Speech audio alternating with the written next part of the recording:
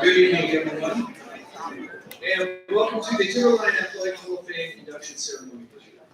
My name is Jeff Beltier, for those of you who don't know me, and I've been staff member at THS for 30 years, and a proud graduate, a member of the class of 1985. In my time at THS, I've been involved in Blazer athletics as an athlete, coach, and an announcer, and I am very deeply honored to be a master of ceremonies tonight. The Athletic Hall of Fame is due to the vision of longtime coach and former athletic director Bob Atwell. In spring of 1995, Timberline held its first Hall of Fame induction ceremony. 62 athletes and 5 coaches were recognized for their outstanding athletic achievements and contributions to THS. Here are the criteria by which candidates are judged.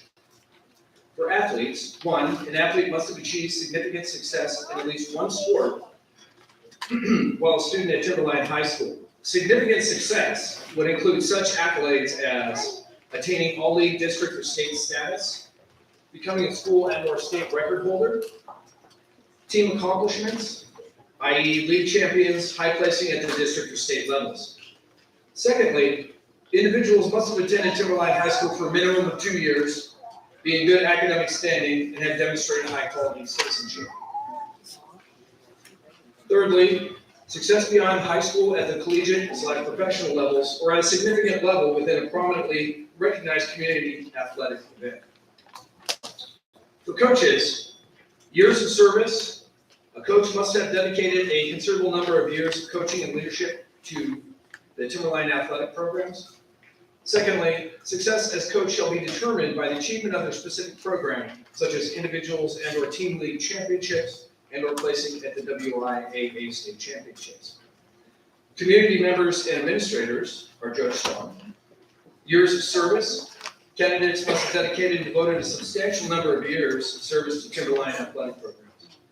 And candidates shall have contributed to the benefit and success of athletic programs by providing assistance in a variety of ways. Thirdly, candidates shall have demonstrated the qualities of good sportsmanship.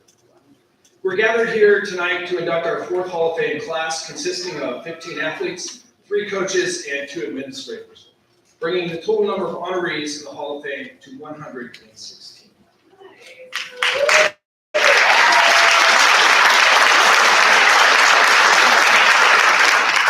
And without further ado, I'd like to get started with our first presenter, who will be introducing our first 2 inductees.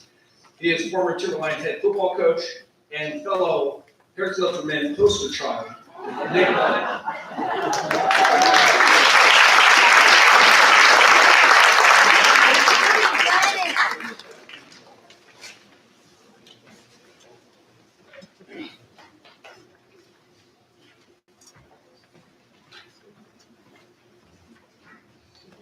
So just so you know, Bill, I did start using this thing called the Bald Buddy.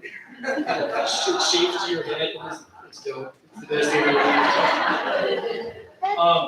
So I just want to say thank you to Mr. Tafoya for letting me go first, because I have to get over to the Olympia's Hall of Fame as well tonight, so I'm double duty. But it is a great honor for me to be here and do this for these 2 of my all-time favorite kids, actually now young men.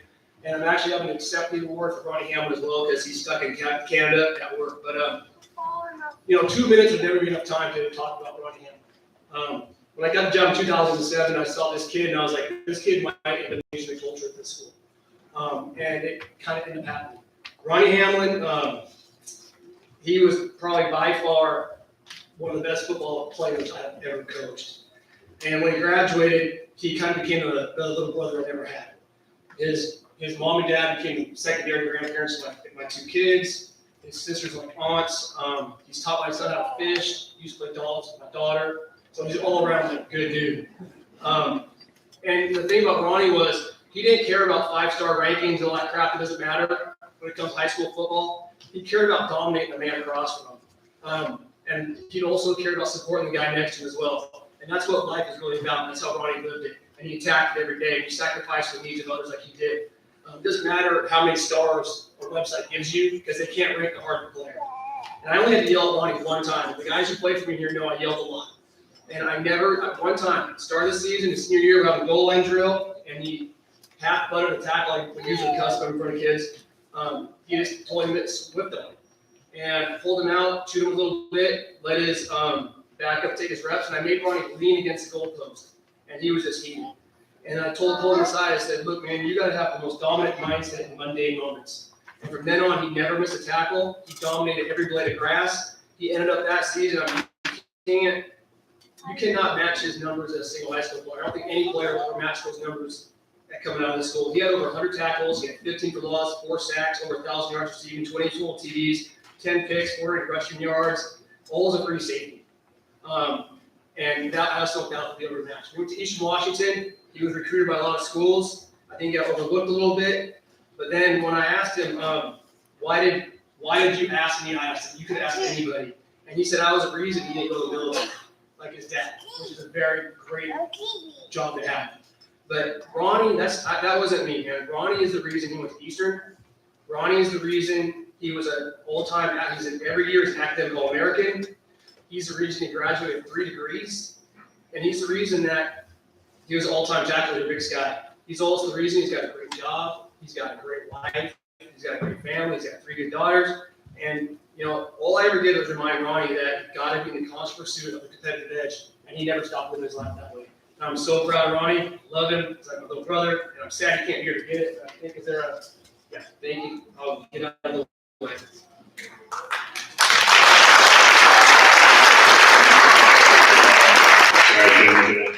To the Hall of Fame induction ceremony. I'm out here in Calgary on a project for my company. Got stuck over the weekend. Nick, thanks for going out and introducing and accepting my reward. I'm sure your speech was brilliant. Thanks to the administration, the coaching staff, teachers, everyone for this honor, and congratulations to all the other athletes. Thank you.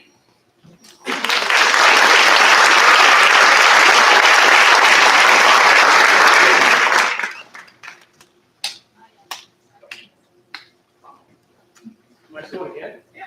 You're the one that's got to leave early. Cool. I think you have a better plan out for this. All right, we can catch my breath here. So, all right, I usually have separate. I don't usually write things down. It's not my strong point. So I did. So a couple months ago, I know I'm going to introduce Benny. Benny DK Kalawati. That's my guy I'm introducing right now. But then I get a message last week, hey, coach, go to Hall of Fame. I go, yeah, dude, I'm introducing you. He goes, oh, yeah, my bad. So that's kind of just like that quick. But anyway, I told his dad, I would drop anything for Benny. Benny is he's such an amazing kid. And Benny's the kind of guy you want your son to be like and you want your daughter to be. He is amazing. I've never heard a negative word said about him. I know Benny played at the highest level for baseball, but I know him more than football. And I know him as a coach too. So he coached me my first year at Olympia, and you could see right away, he was just nails. Everything about him, when he left, I had to find a new coach for outside linebackers, and it just took me years and years. So I kept saying, hey, Coach Owen can speak for me. So like, don't, I'll do it, get away from me, Benny's not here. So I just took care of that one. But anyway, so I remember Benny, had him coming as a freshman, this little guy, and he just kept standing out to me, kept doing these just little things all the time. It wasn't anything spectacular, nothing flashy, just consistent. And then he kept getting better every year, and I kept watching him play baseball, and I kept watching him in the weight room, and just the way he grinded. I mean, Benny just loved grinding, and he just loved competing. Anything he could do, he would compete. And as for me as a coach, those are just attributes you cannot teach. And there's 3 words I would use to describe Benny. And that'd be consistent, purpose, and leader. And for Benny, it all goes in, like, you can put it one word together, and that's what it is. You put a new word in the dictionary for him. And he always proved the saying that, you know, hard work outbeats talent, talent won't work hard, because junior year, there was tons of people that had more athletic ability than Benny, but he just kept showing up. And he attacked every rep with purpose, and he knew if he stayed consistent and did the things he was supposed to do, he would automatically, there's no way I could take him off the field 2 years. He played every position on offense besides the line, I think. He played quarterback for a few days, I think. As a senior, I think he was terrible. He was terrible. He tried to throw like a catcher, like, dude, we're not throwing guys out in a second. You gotta take a little juice off him. And so that lasted 3 days, he was done.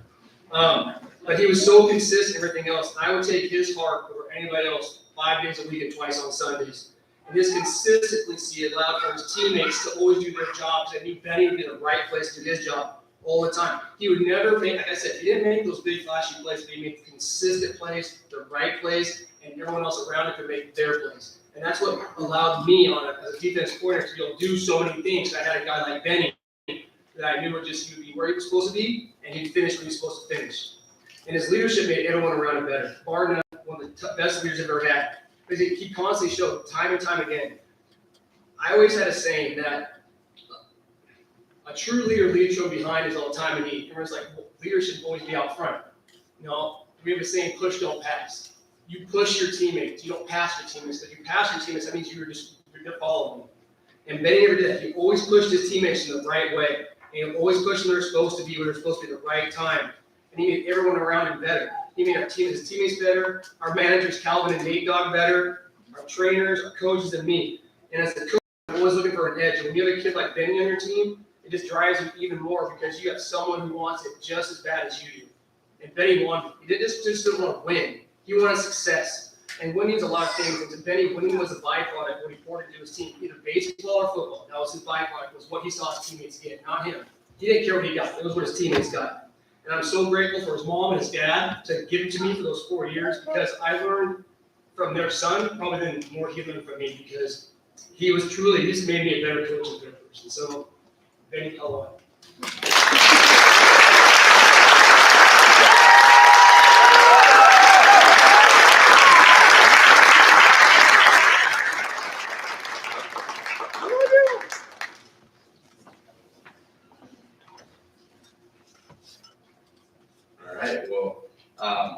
Thanks to Coach Malone for introducing me. Funny story. So I can't remember what year it was, sophomore year, senior year, I'm not sure, but he asked me, I think we're going to spring ball, if I wanted to play a little bit quarterback, he played baseball. And then, like you said, it lasted 3 days, nothing turned out of it. If we didn't, ditch that idea, you might not be here tonight, but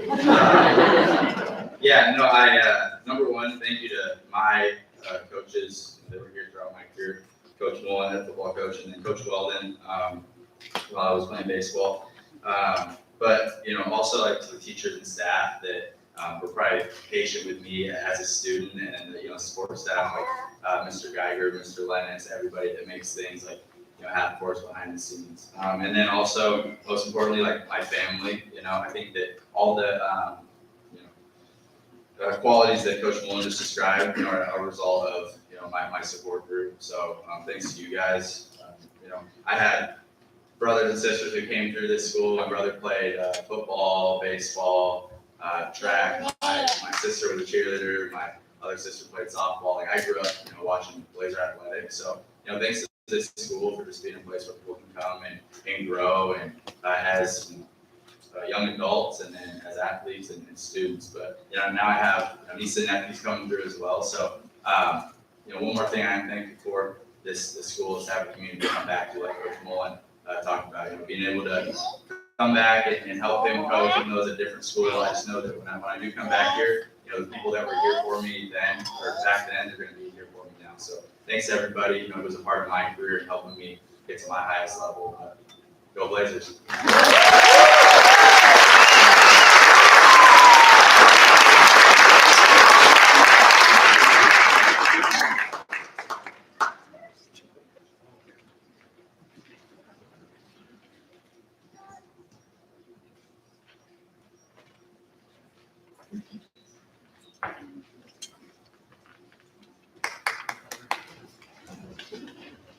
Oh, no, that's okay, don't let me. Please, I am definitely not worried.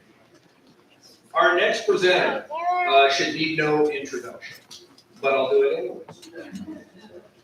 He is a former teacher, coach, athletic and activities director, and a member of both the Timberline and the Washington State Wrestling Halls of Fame. And that individual is Mr. John Burke.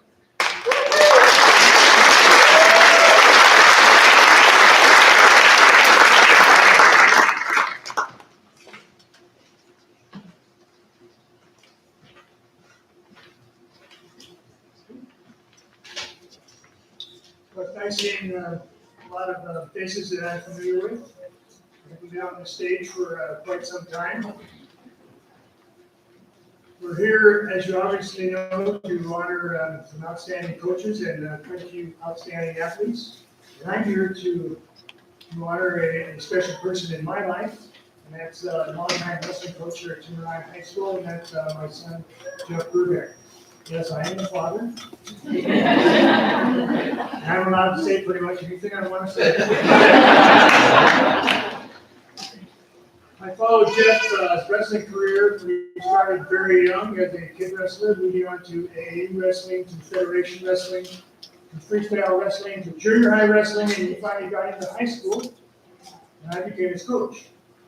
And that's a whole different dynamics, as you can imagine. If you ever coached your son or your daughter in an athletic program, it could be bittersweet. My situation was mostly sweet. Jeff and I had quite an experience with each other, and I'll elaborate a little bit as I get through this. When Jeff graduated from high school, he decided he wanted to do some wrestling, and he went to University of Montana in Missoula, and he wrestled for a couple of years there, and then he decided he wanted to be a wrestling coach, and did a teaching certificate. So when he graduated from there with his certificate, and he had a little more wrestling experience too, his first job was at Clover Park High School, where he became the wrestling coach. In 1992, I've become the athletic director here at Timberline, and we needed a new wrestling coach. So I knew where to find one. He was just up north, and he had quite a bit of experience. I knew all about him, and I remember asking Jeff, how about being the Timberline's wrestling coach? And he said he was interested in it. And I remember interviewing him. Didn't take very long, but I did take notes because I had to take notes and had to write down things to justify my hiring job, which was a good deal. I couldn't have asked for a better example of a coach. He was a wrestling coach here at Timberline for 27 years.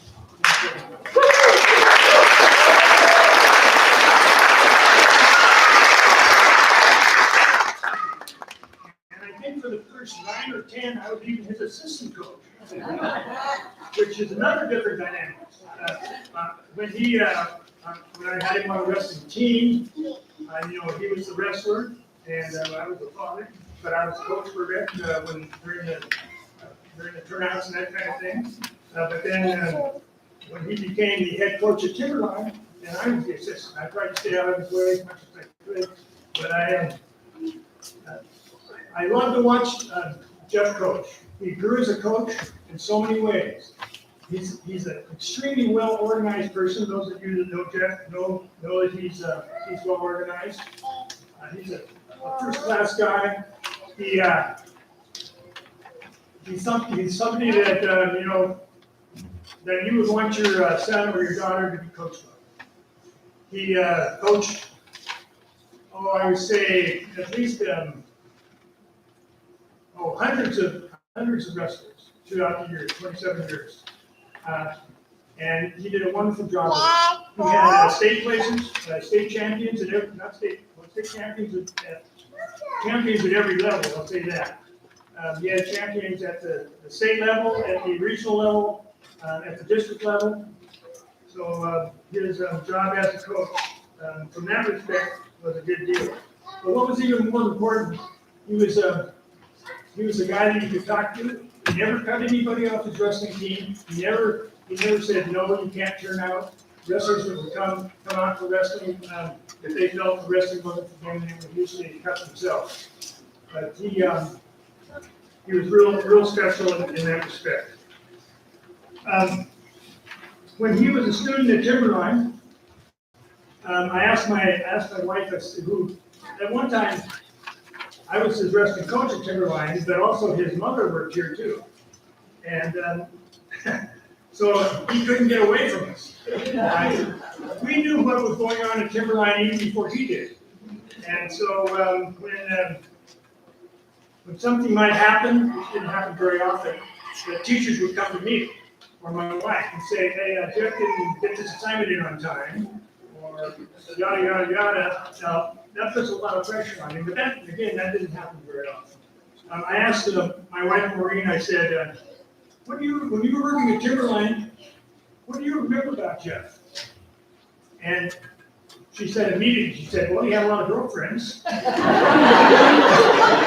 However, his best girlfriend was, ended up to be Tracy Burbeck, and she's around here someplace. And Tracy and her wonderful family and my grandkids, I think my grandson Ryan Burbeck is up there with Tracy someplace. Wrestling is quite a community. When you are married to a wrestling coach, you are part of a wrestling family. Tracy was our head store person, ran the computers, ran the whole tournament. She got so good at it, she moved to the state level. So every time the state wrestling tournament came around, she helped out there too. At times we had both my grandkids, Ryan and his sister Laura, they helped in the tournaments. Tracy was looking at the score table, so it was really a family affair. Jeff is certainly worthy of this award. He works hard, not only in life that he has at school, but he works hard with his family. He's a great father, a great husband, and again, I'm there watching that all the time. And it's just a wonderful situation. He is certainly worthy of this award. And so, Jeff, I'll be glad to see your picture up on the wall. This will be his second picture. Now he has two pictures on the wall of the Hall of Fame. So his picture as a student and now as a coach. So that's pretty special. So Jeff, congratulations.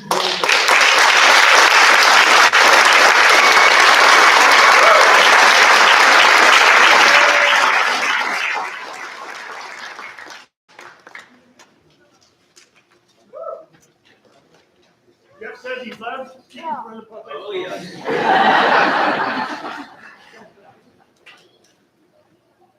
Thank you for recognizing me tonight.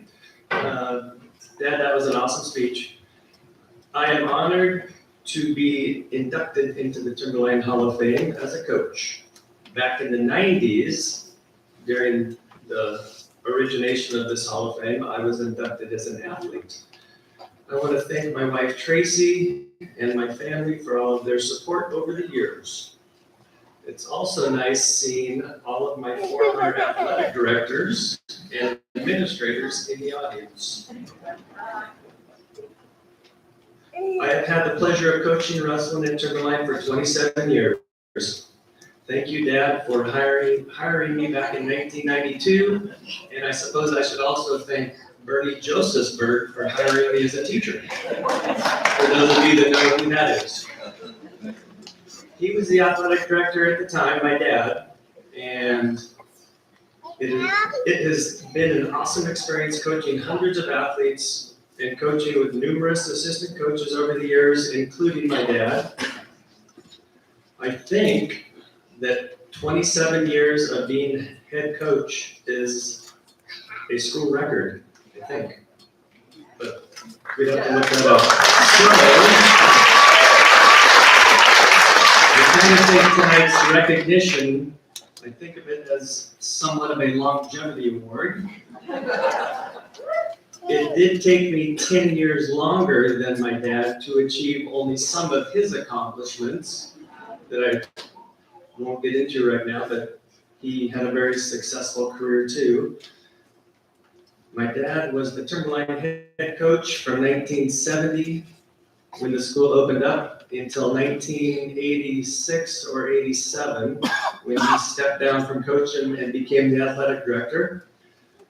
And I was the coach from 1992 to 2019, so I've been out of the sport for 4 years, but I am still coaching some cross country to keep myself in shape. Between the two of us, my dad and I, we've coached Timberline wrestling for, bless you, for 44 years here at Timberline.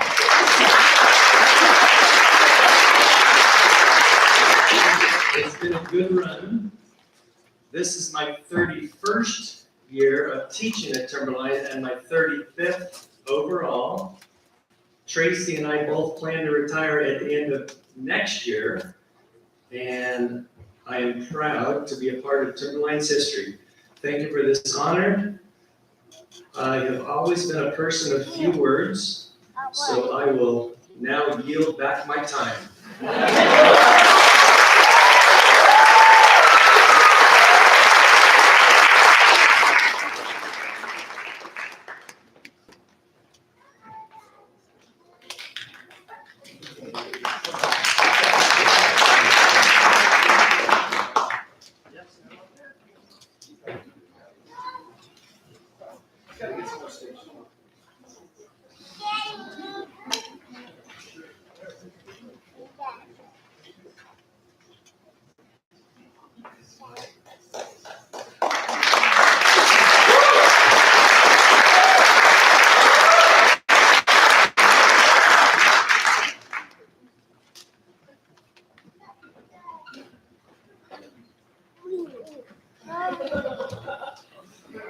Okay, unlike our last presenter, our next one bounced around quite a bit, from THS to River Edge, and then Open, back to THS, then over to the Olympia School District for a short while, before returning back yet again to North Thurston Public Schools. He's a former Timberline teacher, coach, and probably most well remembered as a tormentor of young people, Brad Hoover.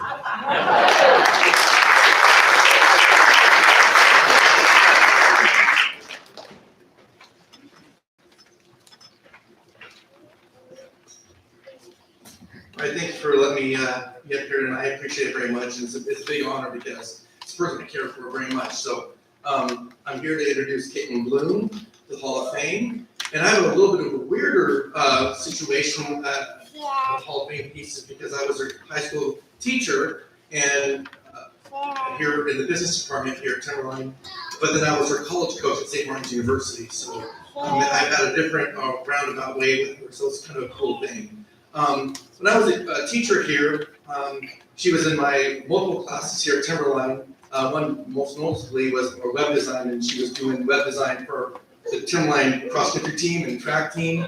And so back then, we didn't have a webmaster. Timberline was really cool because we did all the elementary school web pages and all the middle school web pages for the entire district. And so she got to do a lot of that work for us, and her two friends that are, or friend groups that are here, KB and Dan Enrique. So it was a really good friend group, and that's kind of what leads in the next phase. And so years in education, this is my 31st year at Timberline because Jeff and I came to Timberline in the same year, and hired by his dad as a coach, and Brady Tokelsburg as well. So Jeff and I go way back here too, in teaching with his wife. So it's been a really cool career here in North Thurston Public Schools. But when you're an educator, you just see people that you want to be with as a person. They have great character, hard work, academic, sense of humor, the whole works. And that was the unique piece as, like I said, the college coach. And so when I saw Caitlin in class, I go, this is the person that I want on my cross country and track team at St. Martin's University. Character, hard work. I never had to worry about academics at all. So it was a really cool thing to have I said, bring in a person that you really know well into a program that enhances the program. And actually her and her best buddies here enhance my program at St. Martin's University. So it was a really cool thing to watch her grow from freshman year in high school all the way to a senior in college. So it was a really, really fun thing to see and be honored to have her wanting to come and run for me at St. Martin's University. But saying all that, her accomplishments are really impressive. When she came to St. Martin's, there's something called Academic Hall Conference, and you can only get it as a sophomore on. They don't allow freshmen. Well, she got 3 academic hall conferences for cross country and 3 for track. That's the max you can get. Not only that is she was the #1 academic person ever in the GNAT conference at St. Martin's University. She's had a straight 4.0 at St. Martin's University. But every single year of all those sports. So she has 6 4.0s and 6 all-time #1 at the GNAT. So it's a pretty impressive thing to have. And #1 at Washington University, Summer Fraser, Humboldt State, all these different schools. And it has a lot of academic #1s, #2s, #1s all the way across the board. So it's really impressive. But what she also added is a hard work. Didn't talk back a lot. No, she talked back a lot. She's very more on the quiet side. But when she had this great smile, personality, and distance running is not always a smiling sport. It's very difficult. But she had a smile all the time and wanted to get better all the time. And she was been part of multiple conference qualifiers in cross country. She ran on the first team that placed in the distance medley relay at the conference championship. She was on that team. She also was on the St. Martin's team that had the highest place for St. Martin's University at the Catholic College Championships at the University of Notre Dame, on campus of Notre Dame.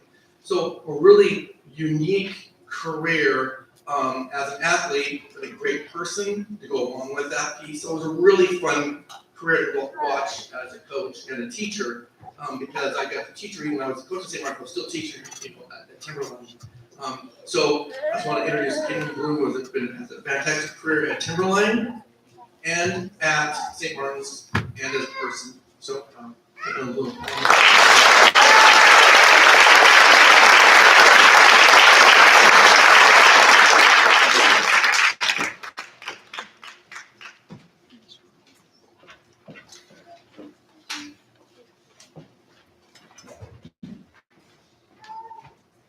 Thank you, Coach Hooper, and thank you to Timberline for this amazing honor. I'm truly humbled to be counted among the ranks of the current members and also all the other inductees as well.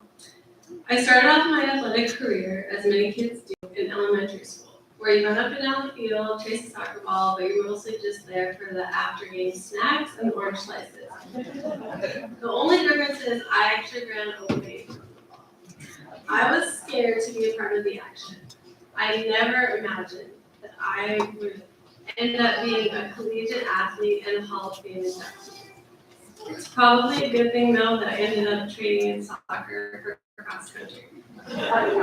School always came naturally to me, as you can see from Coach Hooper, from my list of accomplishments, but sports never did. In my family, I was the academic one and my sister was the athletic one. But I learned more from sports than I did in any classroom. It was sports, not school, that taught me about personal growth, perseverance, and even failure. Sports pushed me outside my comfort zone and gave me some of the best experiences of my youth and many lifelong friends. I'm so thankful to my parents for putting me in sports as a child and always supporting me.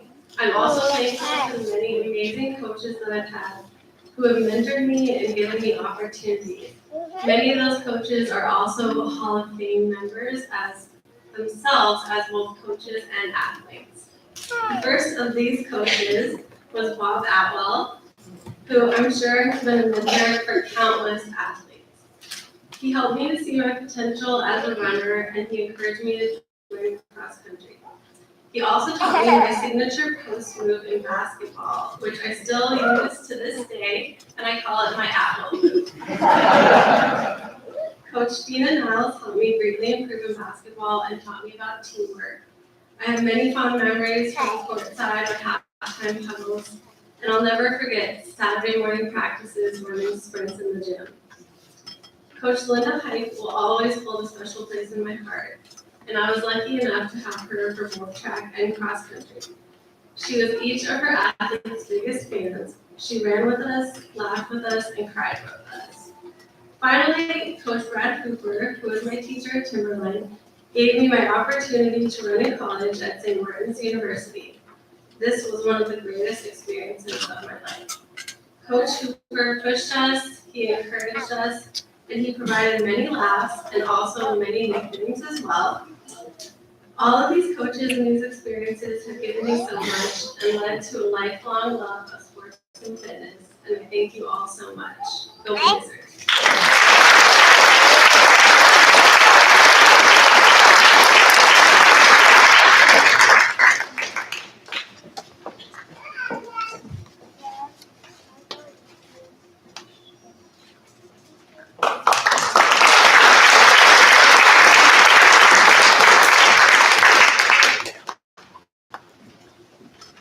We have several themes running through tonight, and this seems to be one of them involving wrestlers.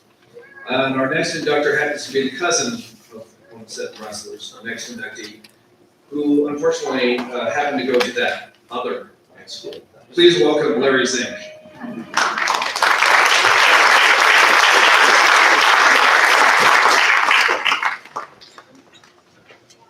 didn't know if they were gonna let me up here on stage. Being that I was rambling, I was waiting for something.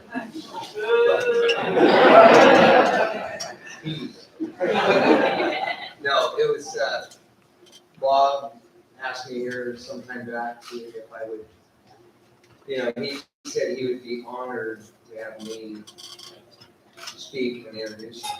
And I said, you're honored, I'm honored if you do. You have many other people you can ask, but he said, no, I want you. So anyhow, every story has a beginning, and Bob started at about age 7 at a wrestling program called Kid Wrestling at Olympia High School. Met on Saturdays, and at the end we had a tournament. But he, there was actually like 6 or 7 of us cousins that all turned out for him. So there was a bunch of boy wrestlers, but he started excelling early. It was Ed Stevens, who was a legendary coach there that taught us all about wrestling. And we really looked up to him. Bob did come with some pretty good pedigree.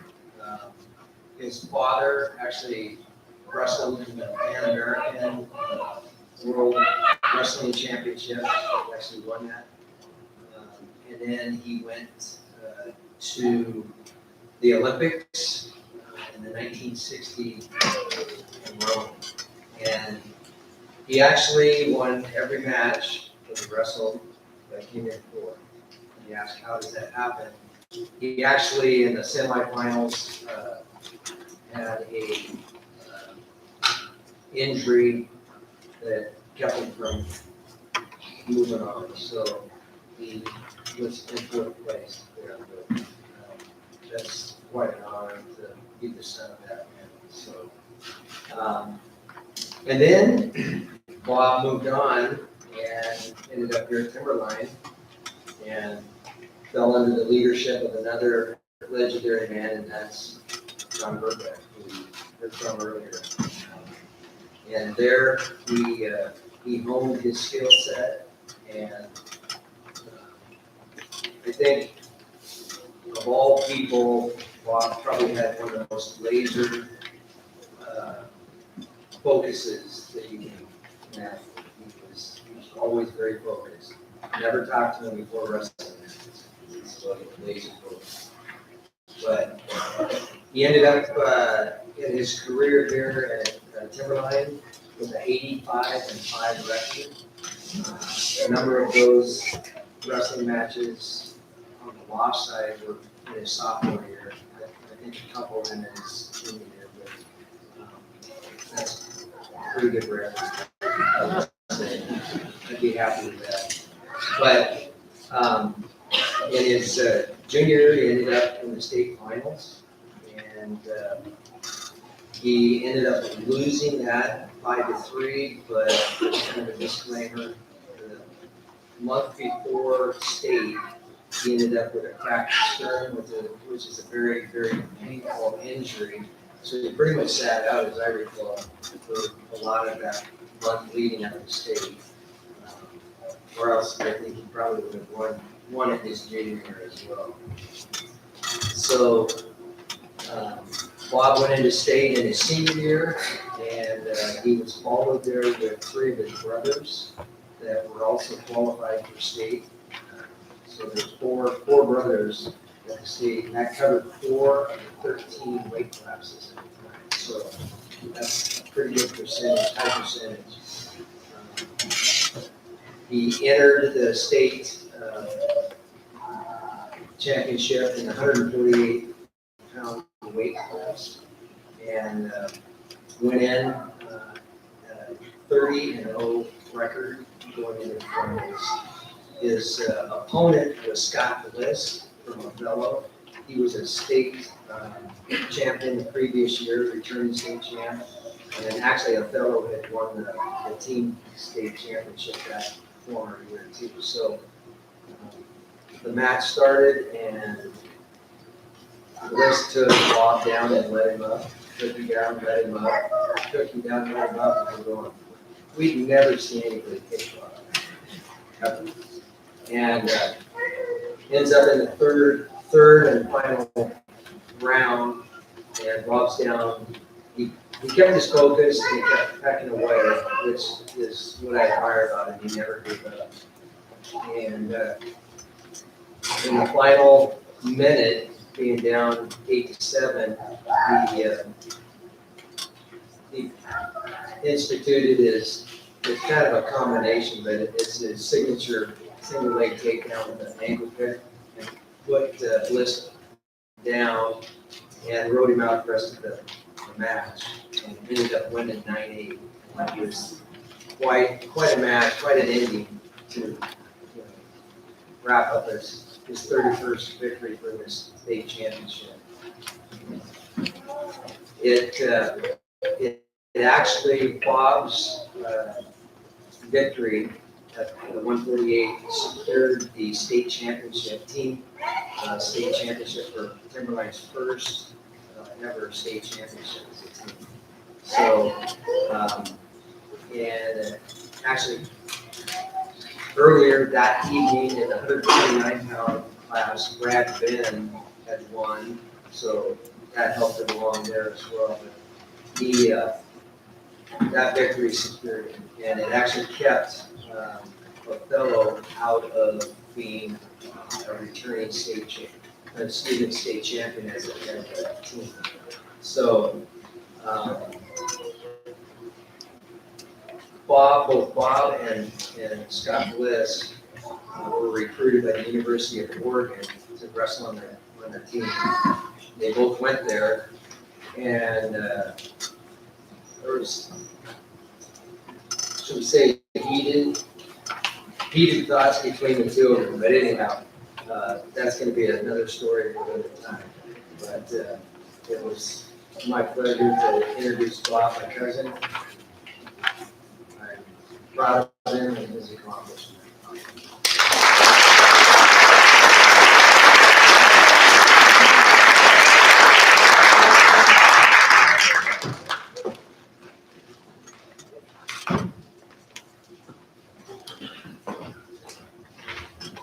Well, thank you, Larry.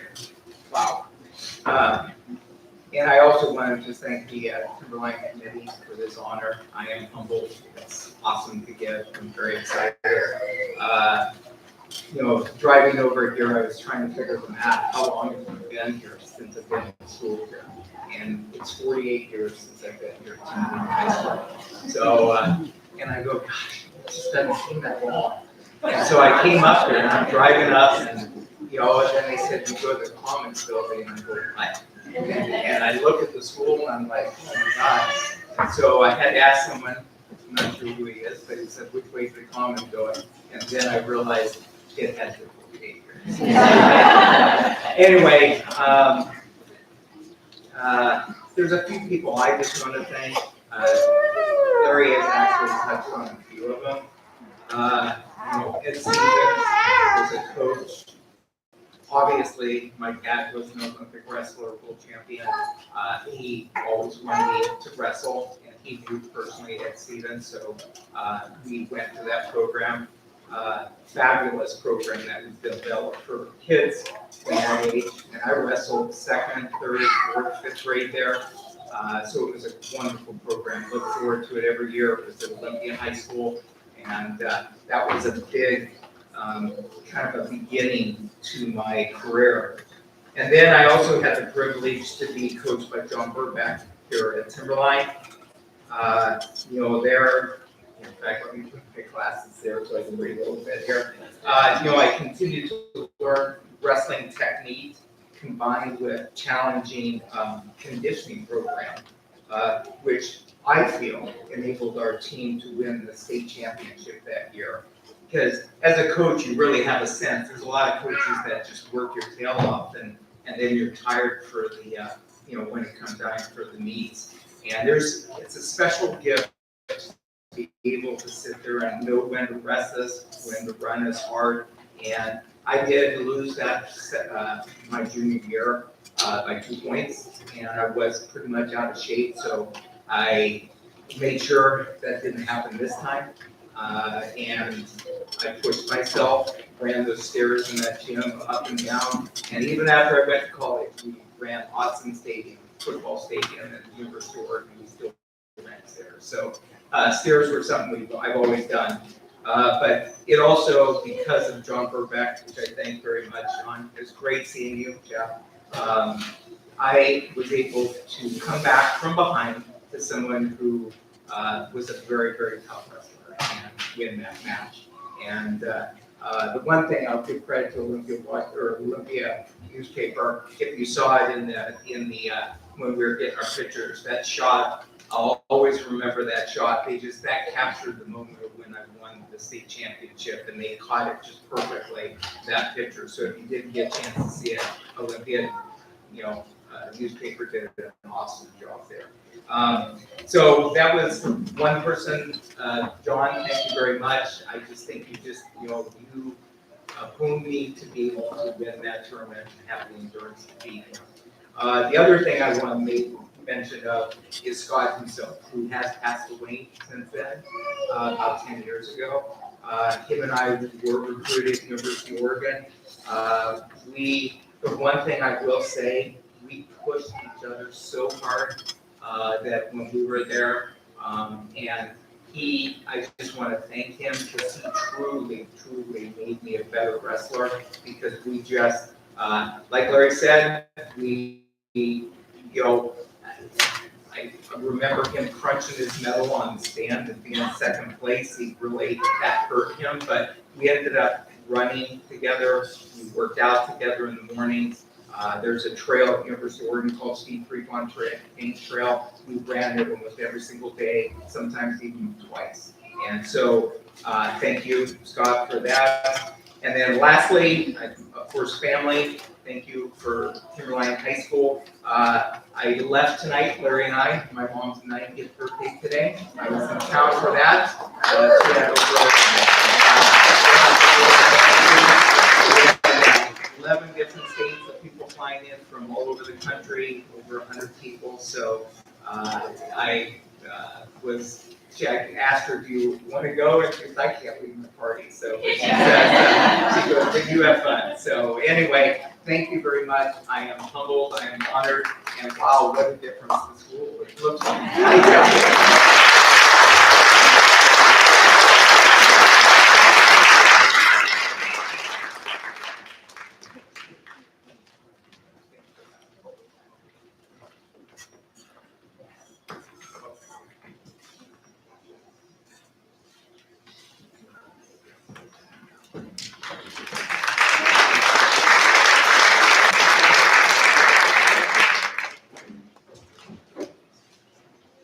Administrators play a very large role in athletic programs at every high school. Here to present our first administrator inductee, is former Timberline coach, teacher, and principal, Mr. Dave Lennis.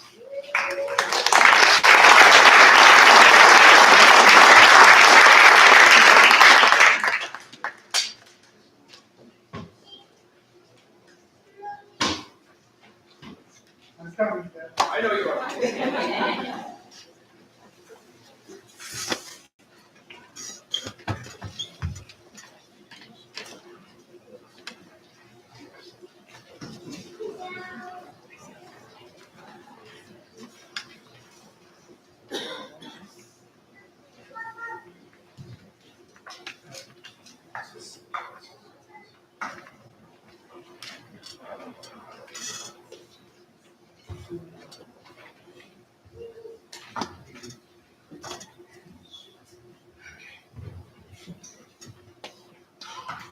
Good evening.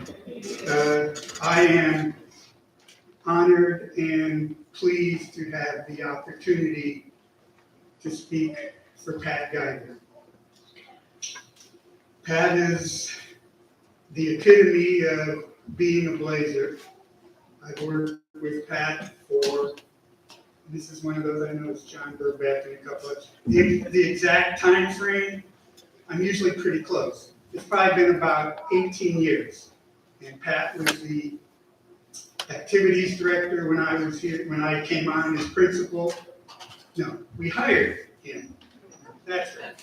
That was a good move. And Bob Atwell was part of that package also. But one thing we always knew was Pat Geiger has had a very positive impact on students, coaches,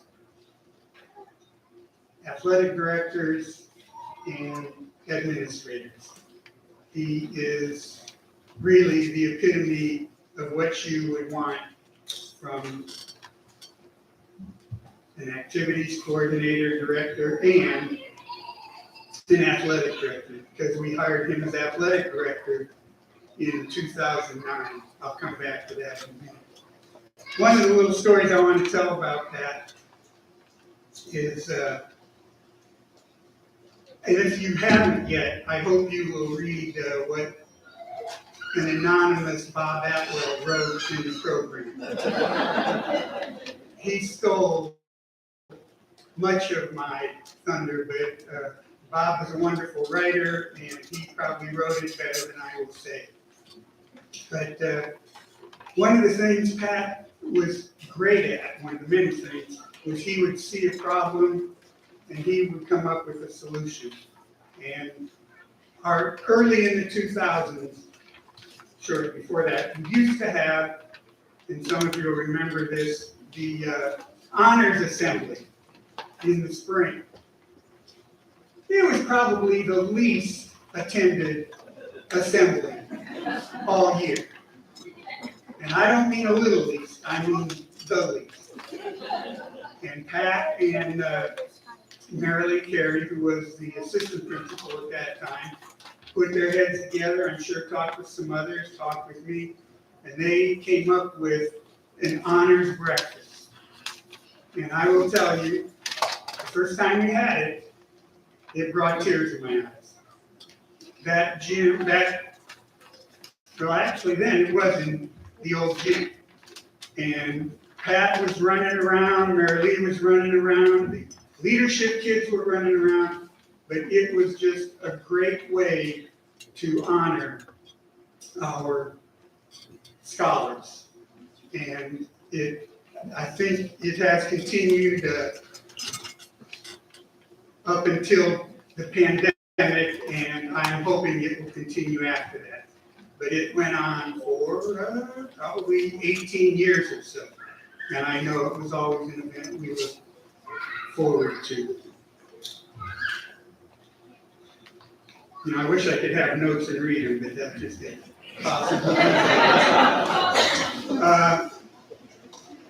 I had another anecdote about Pat, but it's slipping me. Oh, yes.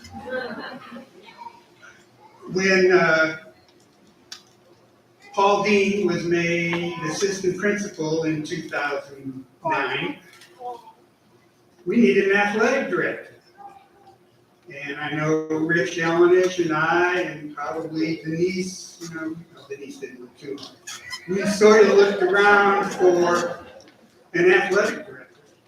And we knew we had some good prospects, but a couple of them we didn't think were quite ready. They would be eventually, Mike Tafoya. And a couple others, had other commitments and didn't want to take that on.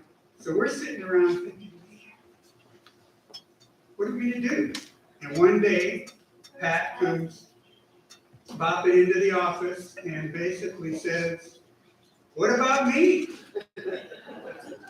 And that was one of those I thought, why didn't I think about that? How did we miss that? But it didn't take very long. It was sort of like the John Burbeck, Jeff Burbeck interview. We knew Pat was a guy once he had given the green light that he wanted to do it. And he oversaw 6 or 8 years, 8 or 9 years. He oversaw athletics for quite a while, and he did it quite well. And I just want to say all the things that Bob said are true. Pat and I became and are very good friends, and I just appreciate what he did for Timberline, what he did for the coaches and teachers at Timberline, and what he most importantly did for the kids at Timberline. Pat is truly a Blazer through and through. In fact, I don't usually talk about people's medical situations, but I heard from an anonymous source, Pat went in for a blood test a little while back, and lo and behold, they found he truly bleeds green and gold.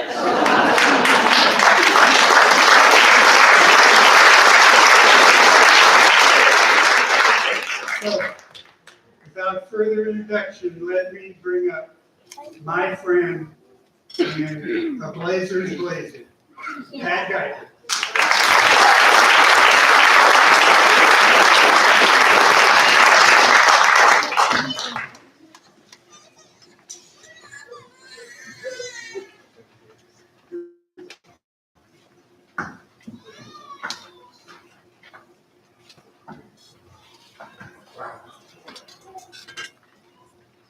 It's an honor and a privilege to be part of this prestigious group. I wouldn't be here tonight without the support of so many people. First, my family. My 2 sons are here tonight, Sean and Devin, are Timberline graduates, and they participate in several of our athletic programs. I met my wife, Debbie, near the end of my career. She quickly learned if she wanted to see me, she would have to immerse herself into the Timberline program. Our first date was the 2012 Timberline prom.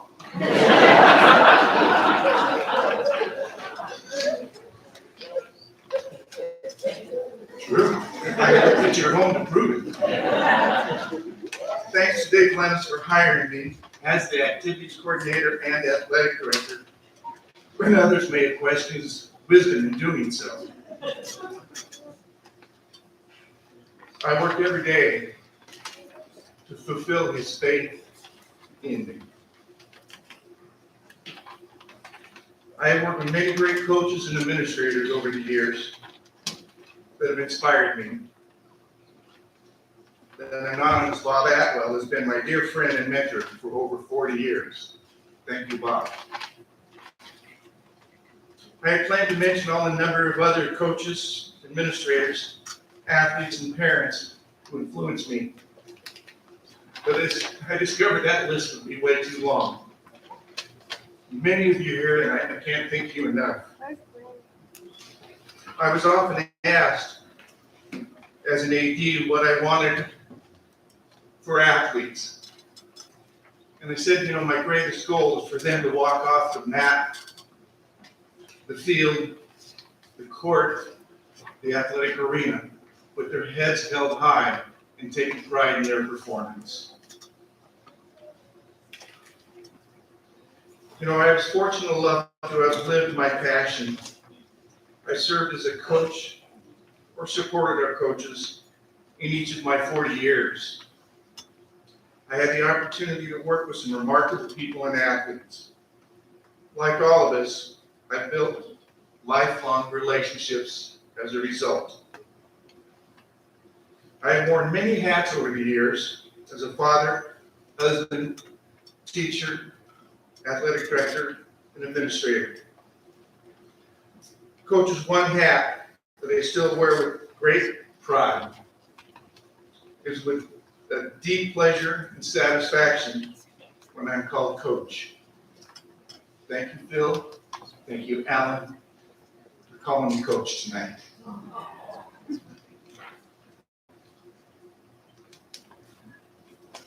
I've been at this for a while. My 50-year-olds are calling me coach. I'm with an esteemed fraternity tonight that understands the significance of athletics. You know, as many of us were watching March Madness, and I observed an ad the other night that promoted a specific athletic retailer. The theme of their ad is essentially that athletics change lives, coaches change lives. I have a 13-year-old granddaughter that is a competitive swimmer. She travels from Shelton to Lacey 5 to 6 evenings a week to train. She's very dedicated to her sport. I had a conversation with her a month or so ago, and I asked her why she likes swimming so much. She said, I like to compete. I like to push myself. For a 13-year-old, it's quite remarkable. Simple words that are so meaningful. Coaches and athletics do have a positive influence on lives. I think tonight's event is an example of the power of athletics. Athletics can bring out the best and sometimes the worst in individuals. As an AD, I experienced both. However, I will say more of the former rather than the latter. You may remember coaches, collegiate coaches such as Mark Harsman, Frosty Westering, Don James, who were all very successful collegiate coaches. When they passed, I remember their pictures and columns being on the front page of every major newspaper in the state of Washington. My point being is that these coaches had powerful impact on the lives of their athletes. Make no mistake, coaches that are out here today, coaches that are not in the audience, your influence is just as powerful on the young people you coached and no less valuable and important. We may not get our names or pictures on the front page of the newspaper, but they're still just as important. Your contributions are oftentimes a lifeline for the student athletes you had in your control. Your influence extends well beyond the athletic arena. Quite simply, this is why I'm privileged to be a member of this group. Thank you so very much.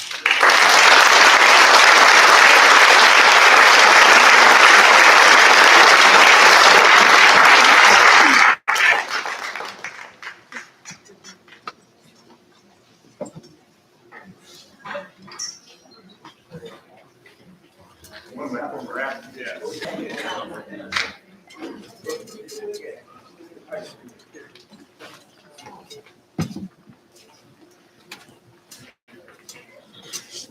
Can I get a picture, please?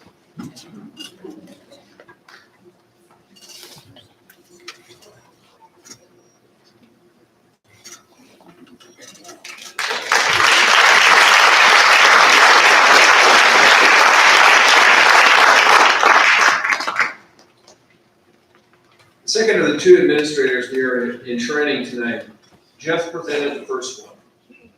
Here to present him is the man who got this whole thing started, so you can blame him, Mr. Robert J. Adler.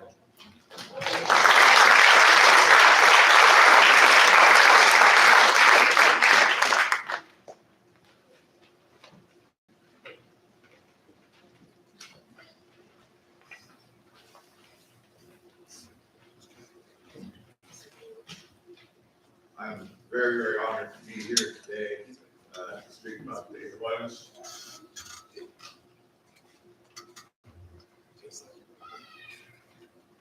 Let me get to this. All right. I've known Dave for 17 years as a fellow social studies teacher and as my administrator. I observed Dave in the classroom and on the basketball court. We both had a passion for the sport of basketball and also for teaching and influencing kids. It became very evident that he had a passion to reach out, motivate students and athletes. Losing the game or losing the student wasn't a satisfactory result. Dave was always very organized and set in an atmosphere conducive to learning. Coaching and teaching are so very intertwined together. You're a good coach, you're a hell of a teacher, you're a teacher, you also are coaching. Dave also helped set up the English Social Studies block team. We referred to them as the Block Boys. They, unfortunately, the core of them, the cadre, all went on to the administration, which they would stay teaching students, but one became a superintendent at Yelm, Dave a principal at Timberline, Steve Rude, principal at Thurston, and now is out at Yelm also. Rich Elnich, vice principal at Timberline, and Brian Ward was superintendent at Yelm. When Dave came back to Timberline, when I was writing this, I realized just how much he had to deal with. 1,500 students, a couple thousand parents. Yeah, it's always fun. A district office, 70 teachers, 40 coaches. And Dave always seemed to have the pulse of what was going on with each of those groups. His office was open to step in with concerns, for advice, book to read, get a piece of candy. It was always a comforting place to go. And Dave, as an administrator, brought the passion to get the best out of each and every teacher and student each and every day. He had high standard, was willing to help you reach them. Dave was visible at all Timberline sporting events. He commended athletes on their performances. He talked to the coaches. He encouraged them, he supported them. And when there were parental concerns, Dave was there backing up the coaches. As we grew, we changed leagues. Dave was instrumental in the classification of us getting into the proper league.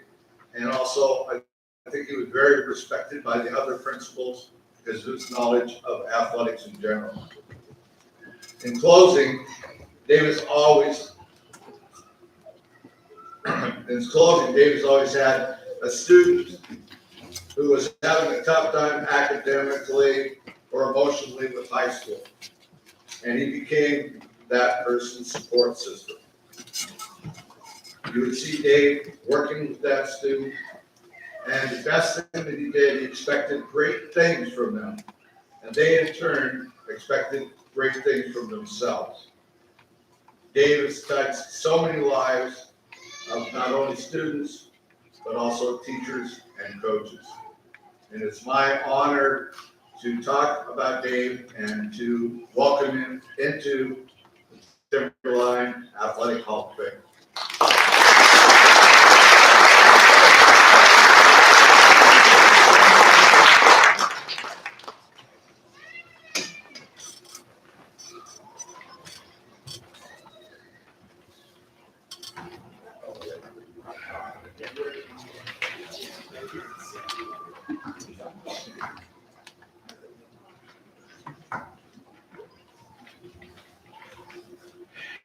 I'm back. First of all, I want to thank what in the blind world they call a human guide,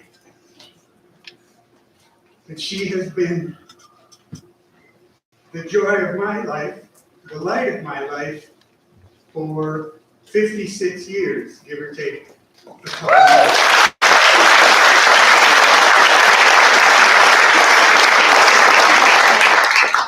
She is the one, Jane, my wife Jane, is the one who walked the journey with me as we were teachers, as I was a coach, and when I was a school administrator. And she is everything I could hope for, and then some.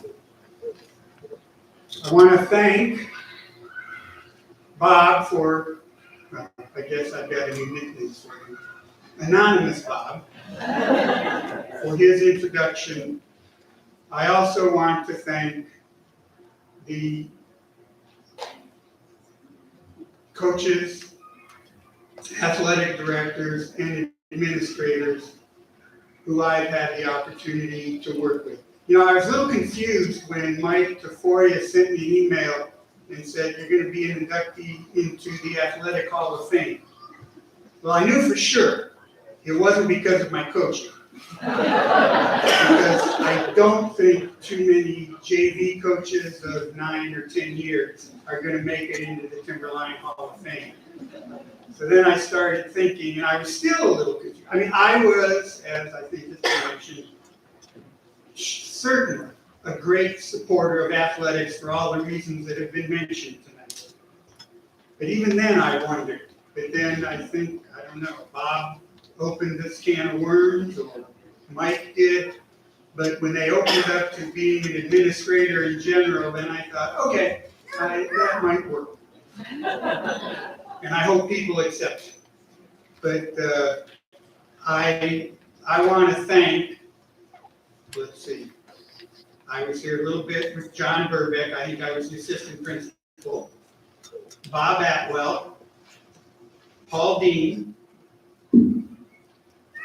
Pat Geiger. Did I leave anybody out?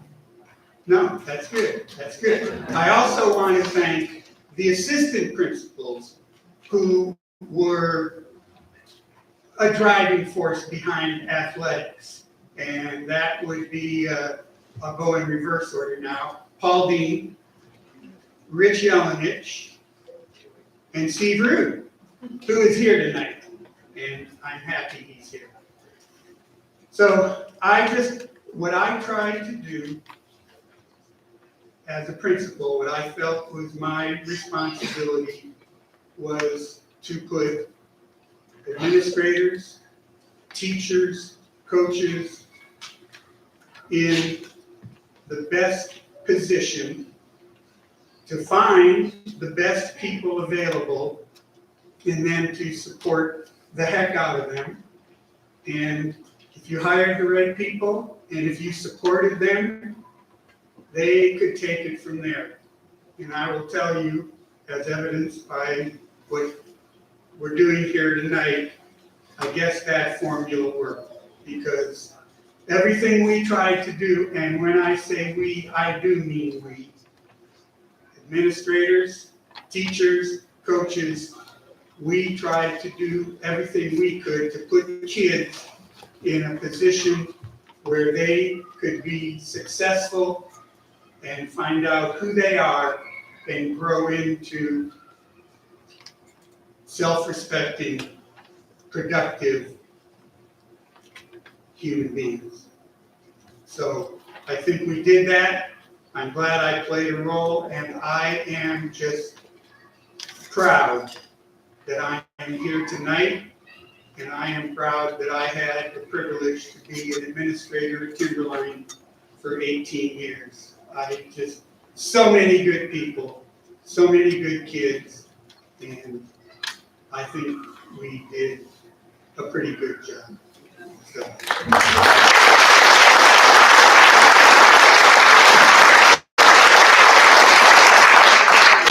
You know, one group I left out, and that's the parents. Timberline has a great parent community and a great community, and I was proud of the parents that we had who supported our school so much over the years.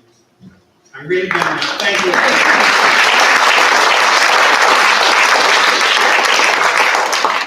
One more thing.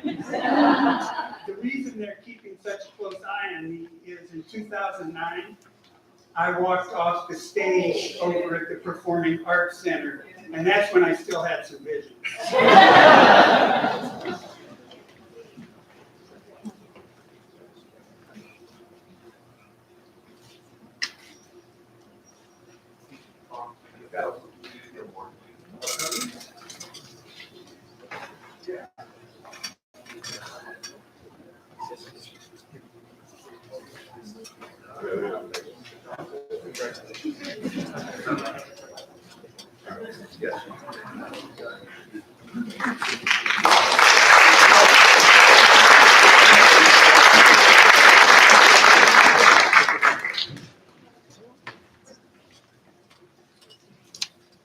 Okay, it's kind of funny how this worked out, but we have an honoree who is now coming up to the stage to introduce our next inductee, whose name, and if you see him, you would think this is very fitting, sounds like it belongs in the WWE Hall of Fame on its own.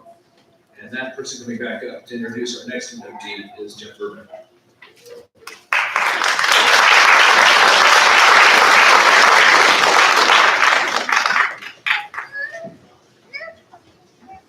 Check, check. Okay, so congratulations. It is my honor to tell you about inductee Stone Hart. He is truly a gifted athlete and student who is still inspiring our student athletes here at Timberline. During his time at Timberline, Stone was involved in a wide variety of sports and activities and excelled in all of them. In wrestling, he was a 3-time state placer and a 2-time state champion. After placing 6th place at the state tournament as a sophomore, Stone's goal from that point on was to do what Brad Benn did back in the mid-70s when Brad wrestled for my dad. Brad also placed 6th as a sophomore and went on to become a 2-time state champion. And that is exactly what Stone ended up doing himself. Stone's junior year, he pinned his nemesis from Bellevue High School in the finals match at state. Stone had lost to him previously that year. His winning photo of that match was featured on the cover of the state wrestling tournament program the following year, when Stone won his 2nd title. On his way to that 2nd title, Stone was undefeated that year, 34-0, and that is something Brad Benn didn't even do. Brad, I believe, lost to Brian Hiltz from Northwestern his senior year. So, good job, Stone. Stone was captain of the football team and the wrestling team. And if I remember correctly, he was also a scholar athlete in both sports. In football, he was an outstanding defensive lineman. An article in the local paper praised him by saying, Timberline High School senior defensive lineman Stone Hart has been wreaking havoc on 3A Narrows League offenses all year long, posting an astounding 9 solo tackles and 13 tackles for a loss throughout 7 games. I'm pretty sure he was also first team all league. In addition to his athletic contributions, Stone played in the band throughout high school and made his musical theater debut during his senior year, right here on this stage, singing Old Man River as the character Joe in the Timberline Spring production of Showboat. I don't think anybody knew you could sing until then, Stone. Good job. After high school, Stone went back east to a prep school for 1 year before heading to Harvard. At the prep school, he wrestled and played football and was a prep school national runner-up in wrestling.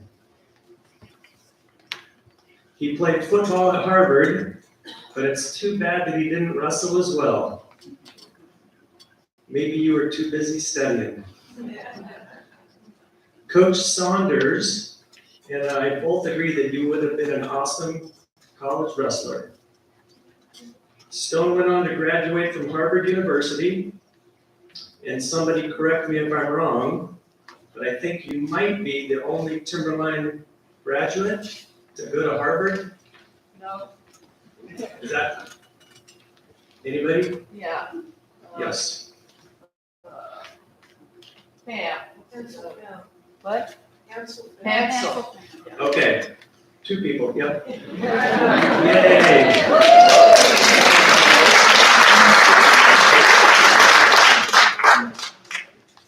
Okay, where am I at here? Stone went on to grab, okay.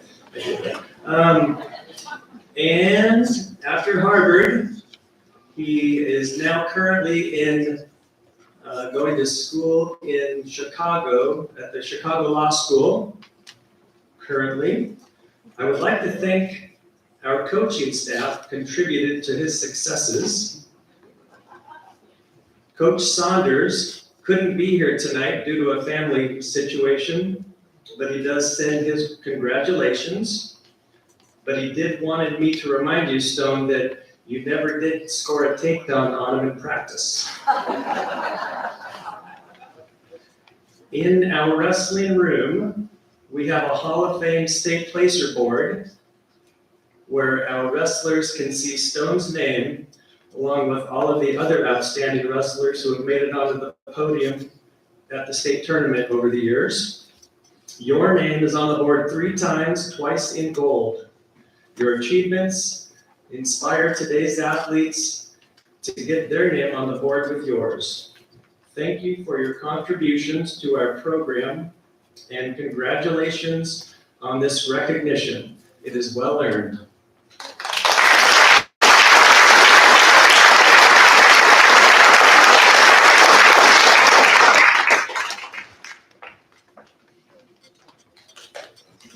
Wow, tough to follow that.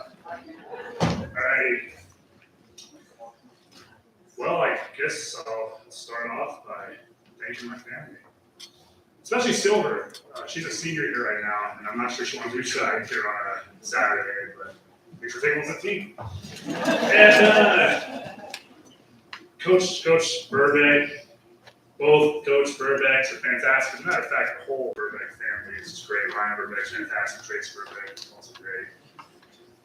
Just, I wasn't someone who came to Timberline with a whole lot of athletic experience. I still remember, my first year of weightlifting coach was Coach Burbank, and I was a little bit ashamed that after a whole summer of riding my bike 2 miles to and from football weightlifting, I could only max out at 155 after my our first maxing day in first year lifting. And I walked up to Coach Burbank and was just so ashamed. I was like, oh, max is 155. He's like, that's great, fantastic. Excited for you to come up for wrestling. Great. And just a class act, because one thing I love about Coach Burbank is he always made any goal seem possible. I was not anything in wrestling. I mean, the person who I ended up beating for a state championship was ranked nationally and the like, so it's fantastic. I think that Coach Burbank really does embody excellence in every sense of the word, so I really can't thank him enough. And moving on, that there's a number of other people I really do need to thank as well. Just a number of teachers I think are fantastic. Mr. Tafoya, I remember Mr. Tafoya was in a very strict class. We couldn't really talk. But what I love about Mr. Tafoya is he's strict equally with all of us. And I remember he taught me, we were reading an essay, and it was Judas who said, okay, start it with all go. As a law student, that's come in handy many times. I also like to thank Mr. Burkhart. Mr. Burkhart was fantastic, excellent physics teacher.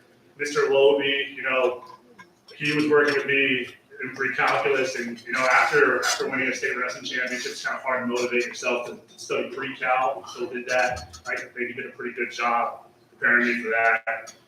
Mr. Stauffer was great. Ms. Radcliffe, fantastic. Mr. Anderson, the band director, that was huge for me. And I think, one thing I really do like about Timberline is you don't have to just be an athlete. You can be an athlete, you can be a band, you can do pretty much whatever. So Mr. Anderson was fantastic. I'd also like to thank Ms. Ambergy, again, theater director, she was fantastic. Coach Spears and Coach Mullen, excellent.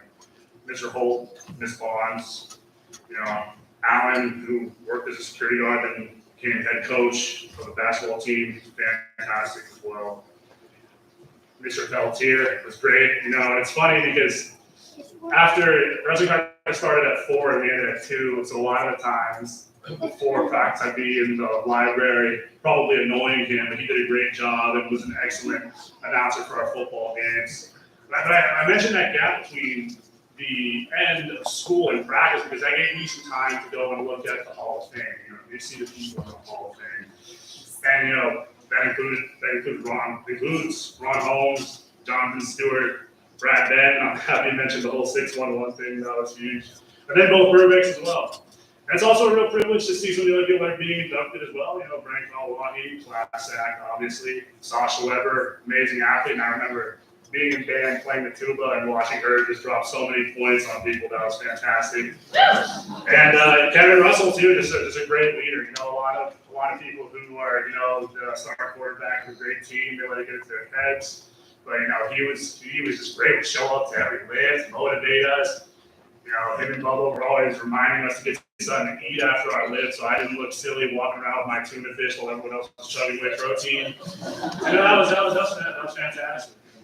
I'd really like to thank everyone here, and especially the people who I can't talk enough about them. Coming here, going to college was my main focus, and I think everyone who I've discussed was really able to see the going concern value that I had, and really did water the seeds that I think did end up sprouting. And just being able to now study at the University of Chicago, be working toward my JD and my MBA. Those things would not have been possible without the people who I've mentioned, the people who have supported me. So thank you all so much. And yeah, it's great to be a pleasure.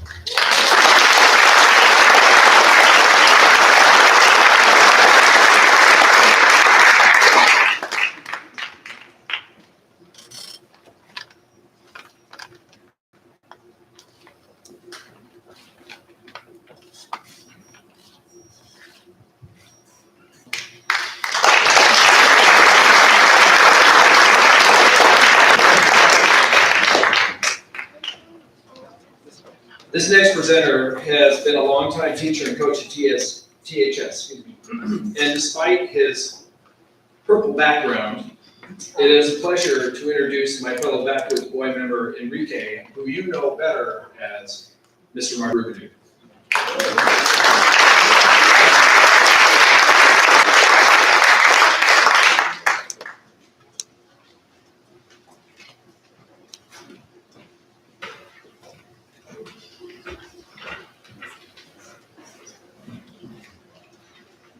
Well, thank you so much. I'm very honored to be here and do this. And I get to see so many great athletes who I've had the privilege of being around or coaching.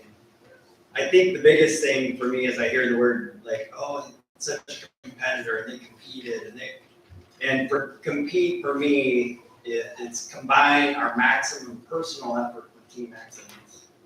And all of you who have been nominated and are working here, athletically. You put in so much effort. You've created great teams at Timberline. So very nice work for you, and we're very thankful for sure. Lennis came up here at first, and he was the one that hired me just a few years ago. And when he hired me, as soon as I heard him speaking up here, I stood a little bit taller in my seat, and it was like, but I knew I had the job when I said that I was a St. Mike's flag football coach, because he also was a St. Mike's member as well. So I have Anthony Lee, tremendous athlete, tremendous person, dad, father, and he told me make it quick, Rude, because I got a speech. So I better make it quick. Lettered in football 3 years, starter. They went 29 wins and 5 losses. Went to Central Washington University on football scholarship. He was Pac-9 MVP, Football Player of the Year award. 2003, 4, and 5 Pac-9 championship teams. We had so many good athletes on these teams. It was just incredible. Scholar Athlete Award, the News Tribune, All Area Football Team, and then nominated for the East-West All-Star Game.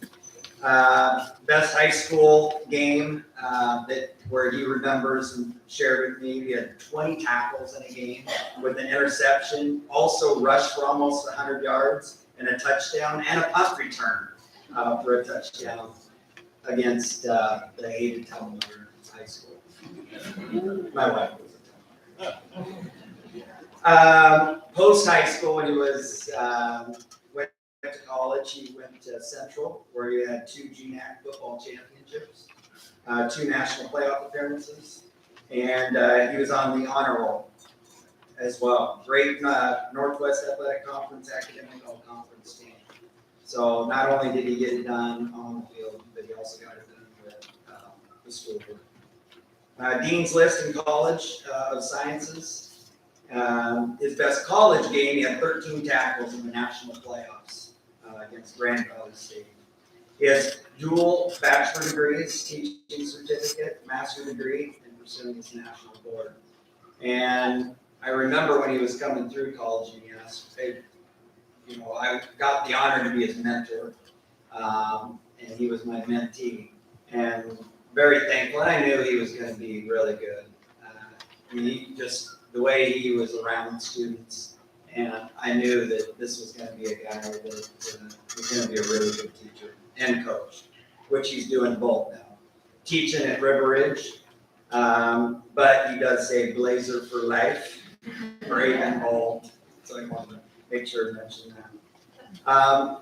But some of the things I remember with him is not just a tremendous athlete, but he was also my workout partner for a long time. So you build relationships when you're lifting weights and talking a lot. So hopefully that was quick enough. So we'll like to introduce Anthony.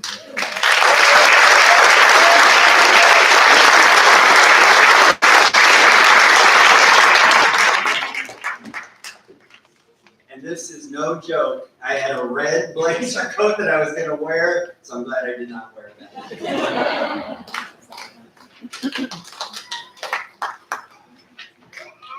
Touchdown! Blazer! I started one of my first, from my speech, one of the favorite lines that I had from Jeff Belcher. Every Friday night, he was able to say it on multiple occasions. If you know what I'm talking about, please say this next one with me. And that's another Blazer. Great memories in the green and gold. Greetings, everyone. Thank you to the people that put this beautiful ceremony together.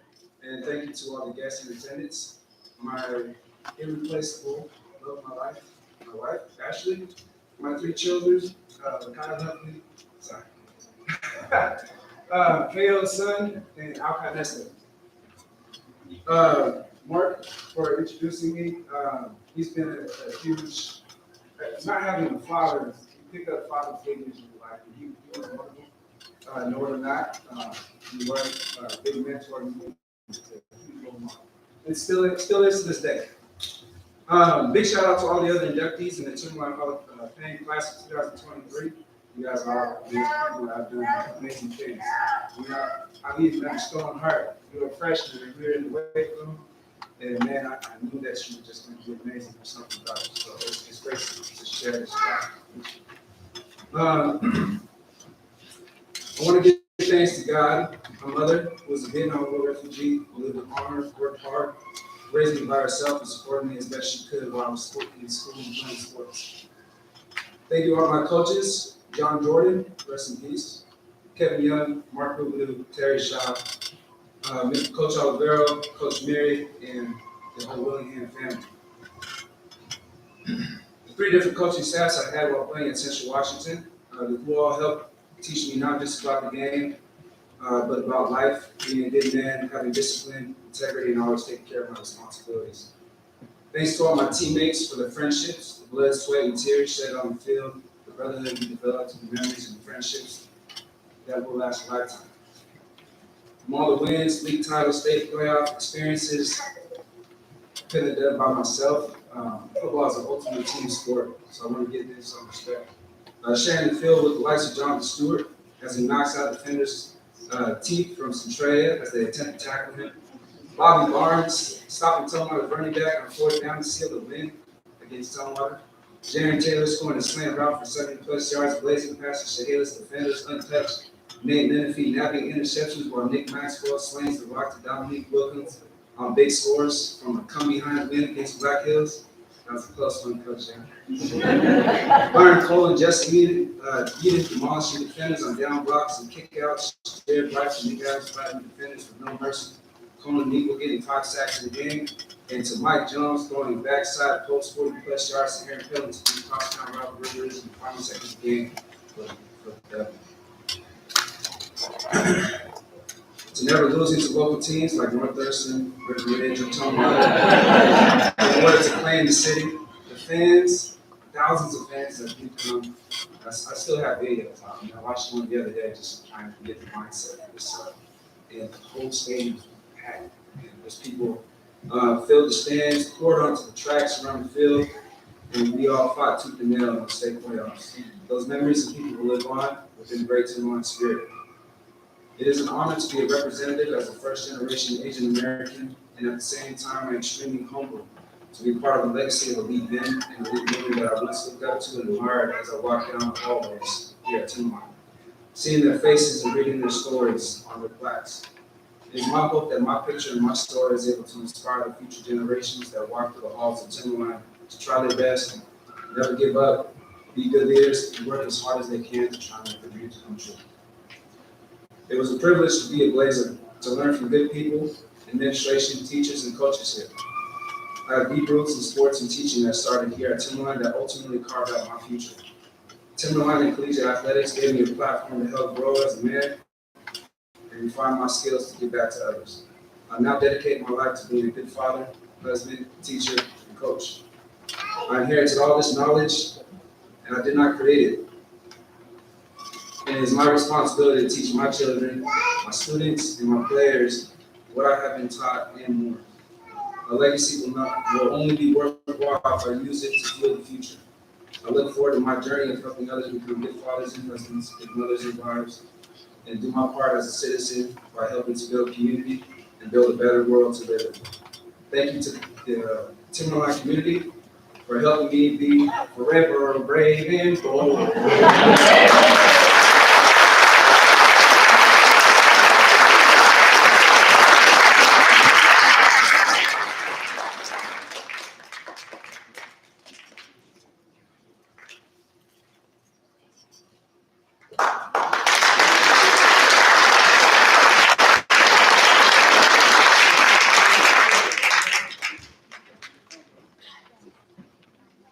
Thank you, Anthony, for the shout out. So on you also. Nice job, but you don't quite have it. The sustain was good, though. I appreciate it very much.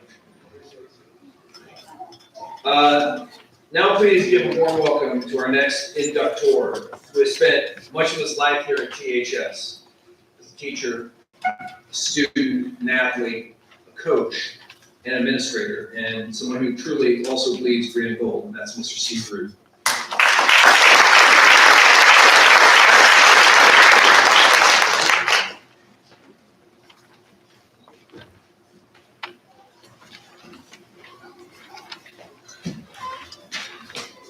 Well, good evening. Wow, I have not been to this event, and I feel like I'm coming home a little bit. I want to give a shout out to Mr. Apple over here for starting this, how many years ago? A long time ago. Yeah, okay. But, 95. yeah, Timberline, I have been in some other places, and Timberline, it's a special place, and I always try to take a little bit with what. Now, I got a phone call, from Stephanie Little, it was, I don't know, about a month ago. And I actually got an email, and I got a phone call, and asked me to, introduce her tonight, and I was like, wow, I haven't heard from you for over 30 years. Had a couple staff members I was talking to ahead of time, who I'd known as a teacher a little bit, and then as administrator, they said, you coached. I said, a long time ago. So, but you have a lot of kids that you work with, and I'd like to say you remember them all. And especially the role, I spent most of my career as an administrator, they got you outnumbered. And even as a teacher sometimes, this young lady was like, I remember you, and she was special. And so, it was fast pitch softball, it was the early 90s. And it really was just kind of picking up. A lot of people were still playing slow pitch and whatnot. But I had a group of young ladies, and I had more of a baseball background. So I was like, I know about, learning about the slap and the rice ball and all this other stuff. And Steph kind of played more like a baseball in a lot of ways. And so it's kind of, we connected a little bit with that. But she was also, it was at the select balls just starting to come up too. And so a lot of times the team, I mean, we had all these great players, and you're like, oh my gosh, I'm so fortunate. But they were getting ready for select season. And Steph, I never felt that, and that's not a disrespect to the other players. She loved playing for Timberline, and select season was important, but it had its place. And I was appreciated that. You just kind of knew she was going places, and it just stood out to me. And I think about the impact on our teams, and a lot of attributes, positive attributes come to mind. And it kind of like the old saying, she checked all the boxes. And that's what other coaches out in the audience, we think about whatever sport you coach, and you get a kid every now and then, you're going, yeah. So, great hitter. She would hit home runs, I'm not exaggerating, because I would sit there and was like, you gotta be kidding me. It would have went out on the boys' baseball field when she really caught it. They had exit velo back then, she would blew it up. We didn't know that well. She just hit it long way. And, yeah. Hit for average, didn't strike out too much, okay?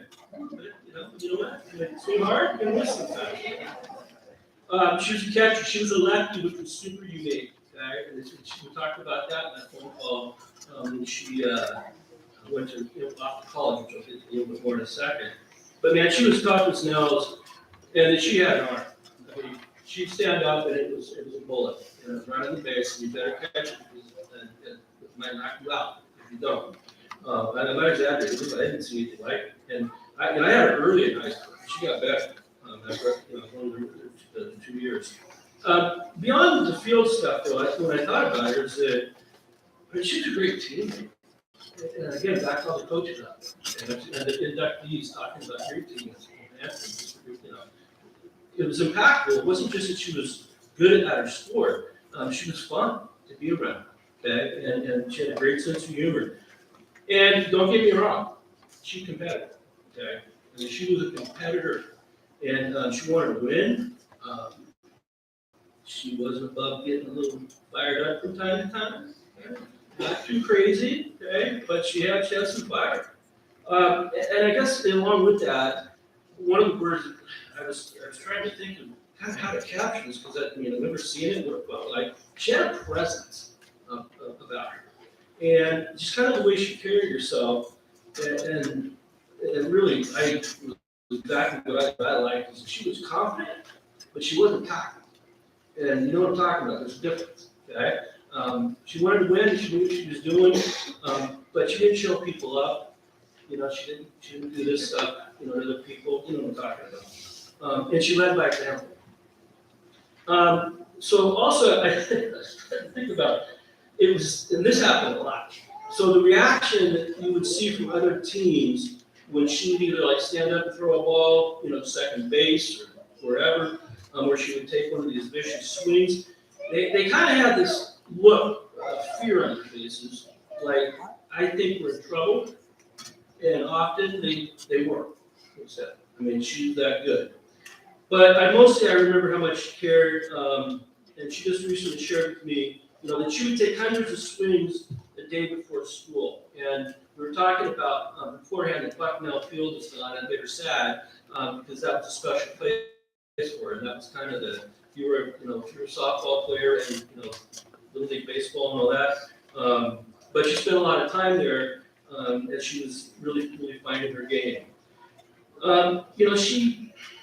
She really also she pushed the team towards high standards, and I guess the word I thought about was that she was unmotivated. She was just one of those people, and so not only she had the talent, but she was disciplined, and she put in the work to be great. So after high school, she was 3-time, All-State, which is not too shabby, and a whole bunch of other stuff you've seen her bio. But I hadn't seen, we talked about it. She was telling me what she did, it was just amazing. And then she just sent me her bio like yesterday, and I sent back her and said, I'm blown away. And this is simply amazing. And I just tried, I'm not going to go through the whole thing, but I just thought, thinking about Hall of Fame, she played at Oklahoma State. At that time, they were the number 3 ranked team in the country.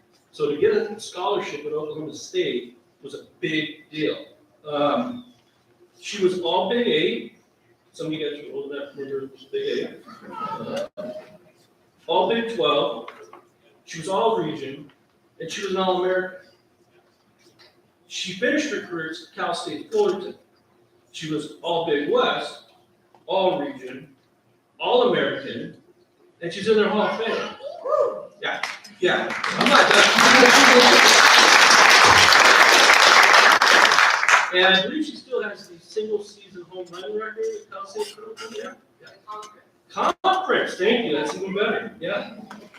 She went on to play the Women's Professional Softball League, and where she was a first-team All-Star. And then she played for Italy in the European Softball League. And she was an alternate on the U.S. Olympic softball team. And the only reason she was an alternate because she got injured. She actually got hit by a pitch in the face, and she probably would have been on that team. And she also was invited when she was 16 years old to try out for the Olympic team. So she was 30 when she had the injury. She played professionally until she was 30 years old. Wow, pretty amazing. So the only question that I have to the esteemed Hall of Fame selection committee is what took so long? I want to congratulate Stephanie. It's an honor to have a chance to introduce you. You're so deserving of this recognition with the Timberline Athletic Hall of Fame.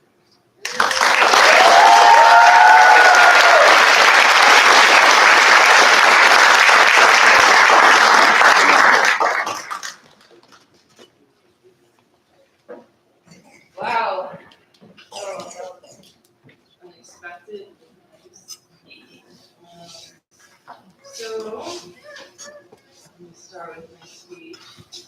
I'm overwhelmed with gratitude to be amongst so many great athletes here. And I want to thank the teachers who helped inspire and help drive me towards becoming not only a good athlete, but also a good student. I'm humbled. This accomplishment is not something I did alone, obviously. So there are many others who deserve to share this award with. I'd like to thank my dad, Steve Little. This would not have been possible without you. Thank you to all my coaches and teachers again who helped inspire me to be better. Steve Root, Joyce Smith, Dan McCracken, Chris Carson, and Bill Folklinger, who changed my game completely. Truly is the reason why I'm up here today, telling you the science of softball. My biggest thanks to my family, and my friends for their love and support when you've been able to do it without you. I appreciate you all. Thank you for being here.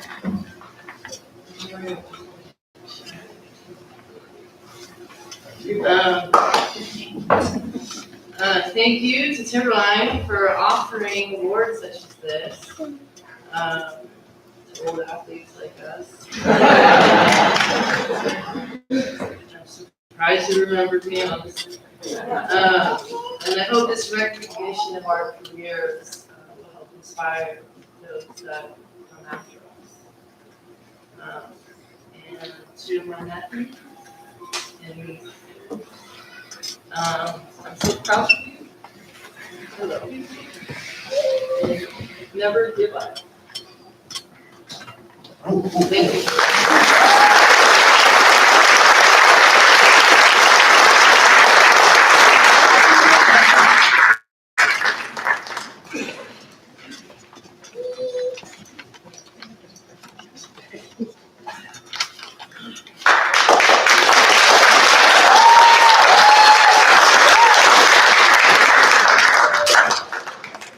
Okay, I've already introduced our next introducer.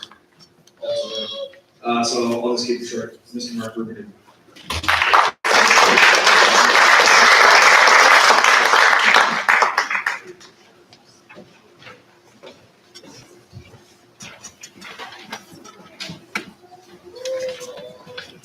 So the next person that I get to introduce is Matt Mercer.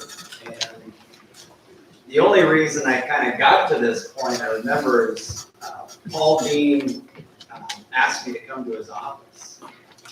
This was Matt's senior year. And I said, okay. So I come to his office and he says, well, let me go back just a little bit. I was a coach for many years for the baseball team, and then my kids were starting to get that age, and I wanted to coach my kids. So then I quit coaching to go coach my kids.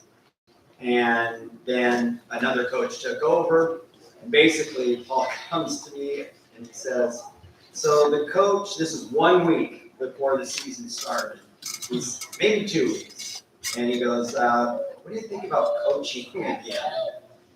And I said, what do you mean coaching again? And I said, well, the coach decided he didn't want to do it. And we're literally almost to season. And for all us coaches out there, we know this is not just it's season, let's get going.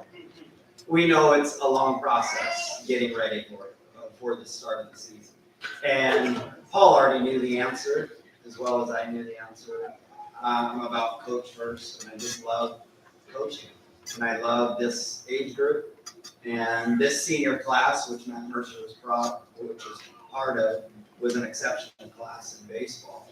And so it was a no-brainer for me. Plus the field went to crap and I needed to fix it up. I definitely took care of the thing. So when Matt came along, he is a very, very good player, very talented player. We're talking first team, all-state, pitcher, shortstop, one of the better players we had at that time, baseball-wise. And he had to have Tommy John surgery. So he actually couldn't play for me senior year. And he was the real deal, which is going to be evident later when I tell you all of the things he accomplished.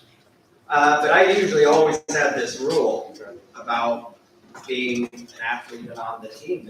You have to be part of the team, and we all have to be on the same page preparing for the same goal. That means playing and getting better. He couldn't play though, and I don't want people in the dugout that are not going to play, they're just going to hang out.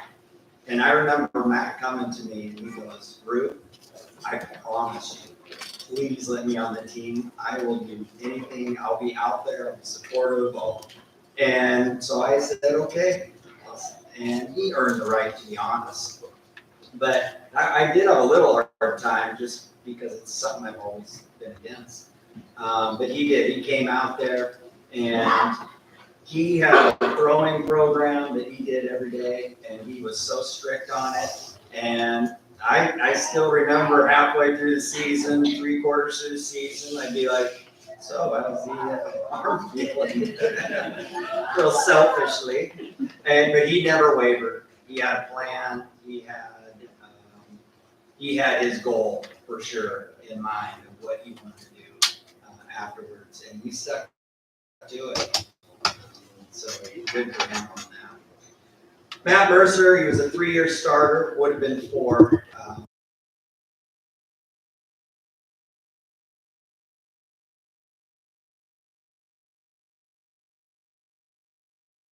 High school, he was a 3-year letterman at Oregon University. So he got a scholarship to go there. Went into the Cape Cod Summer League, so if you know baseball, that's it. That's the place to be. That's where all your major league hopefuls go to be noticed. He was a 5th round pick in the Major League Baseball draft by the Arizona Diamondbacks. Even to this day, I still have a card. So they were the California League champions, and he was a top 30 prospect. And currently what he's doing now is he's like, I think I might be done with the baseball stuff. He wants to be into the golf world. And he's currently a 2 handicap, so I'm not playing him. Couple fun things that I definitely remember with Matt. He was very helpful, and he definitely had a plan out on the field. But he had his own fungo. He carried his own fungo. All coaches have their own fungo. You don't touch another coach's fungo. He had his own fungo, and he'd be out hitting it, and he was getting good. Like, if you said, I need you to hit a ball right there, he could do it. And I think it was just from the time he was doing it. Well, I still remember some of the kids were doing infield drills or something, and one of the guys who was, he might have been Connor or something, he goes, hey, do you mind if Matt hits us fungos? I knew I shouldn't have let him on the team. Right then, I knew. But he did, he got real good because he had lots of work with it. And then the other thing I definitely remember is when he got done with Oregon, we established an alumni game. So our young kids would play against alumni that came back, and it was a big hit. And a lot of really good players came back. I think, Benny, you came back, didn't you, for one of those? I never got it. And the stories grew. Oh, I think Mercer's coming back to throw. Oh God, I heard he throws 90. And then by the time the alumni game started, it was like, he's going to throw 100 miles an hour. I'm not getting in that batter's box. No, the stories just grew. But those are just a couple things I remember. I'll stop there and I'll go ahead and introduce Matt.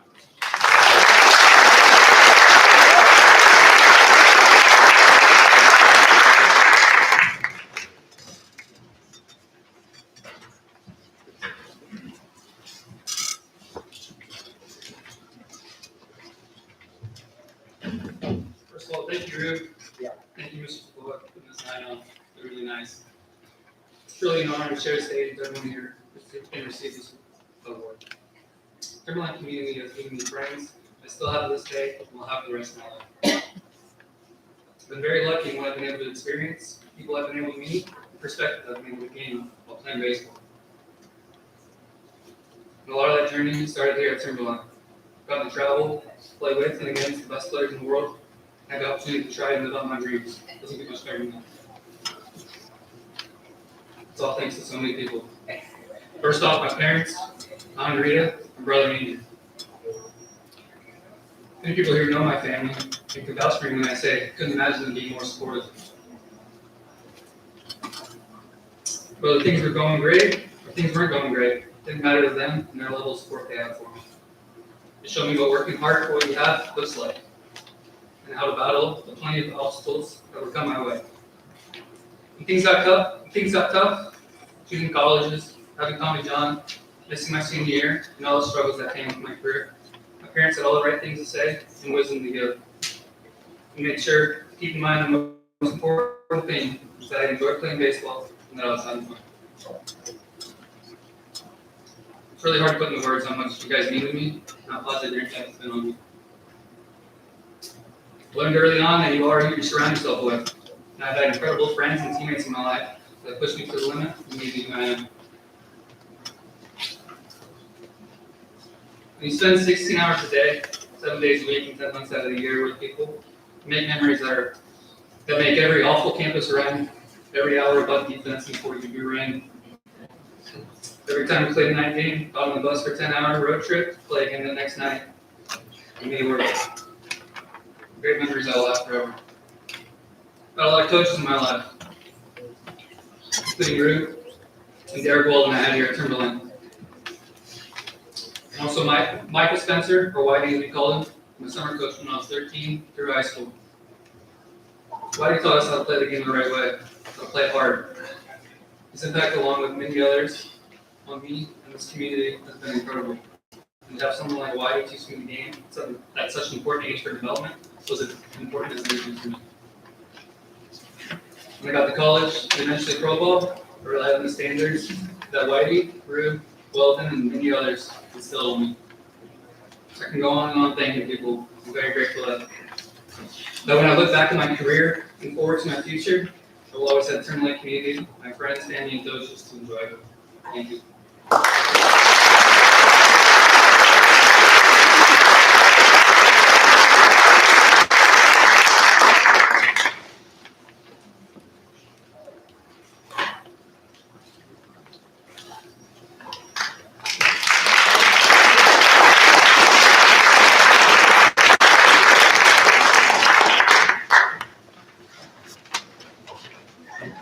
As we've already seen tonight, Timberline has an amazing history of amazing fast pitch players.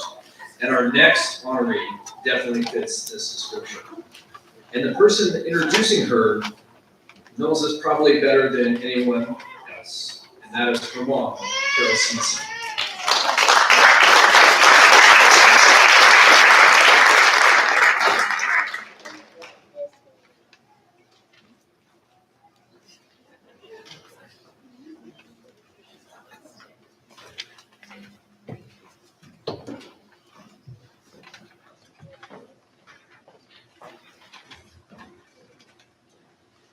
Thank you. It's quite an honor to be asked by your mother to be up here to the research with you. Good evening. Like all the individuals who've been inducted tonight, Annalisa was dedicated and she sacrificed much to succeed. However, there's something truly unique about Annalisa, so let me explain. Number one, she's versatile. Annalisa was not only one of the best pitchers in the Pacific Northwest, but at times during her competitive career, some people even said that she might have been one of the best in the nation. But she was also a phenomenal hitter.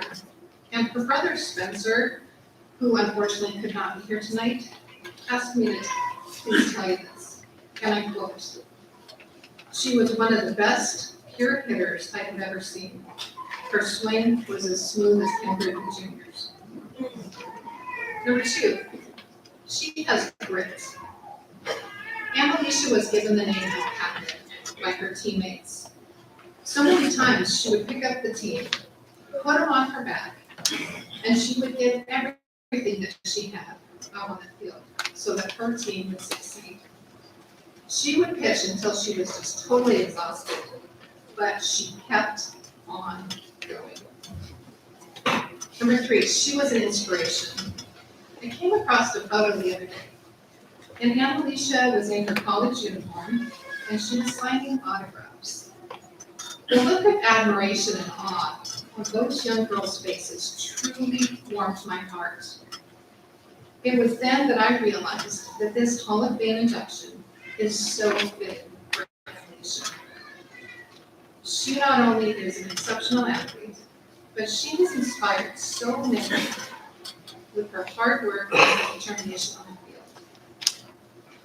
So on behalf of her father Steve, her brother Spencer, her extended family, and myself, we present to you a woman whom we are all so extremely proud of, not only for just the accomplishments that she did on the softball field, but for the truly remarkable person that she is today. So ladies and gentlemen, it is my great honor that I introduce to you my daughter, Annalisa Parsons.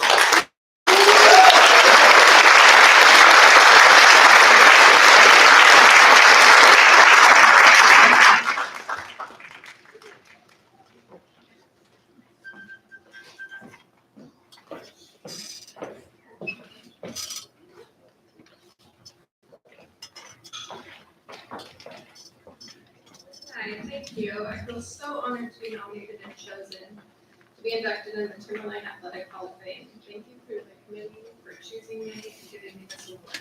Next, I'd like to thank my family because none of my accomplishments would have been possible without their love and support.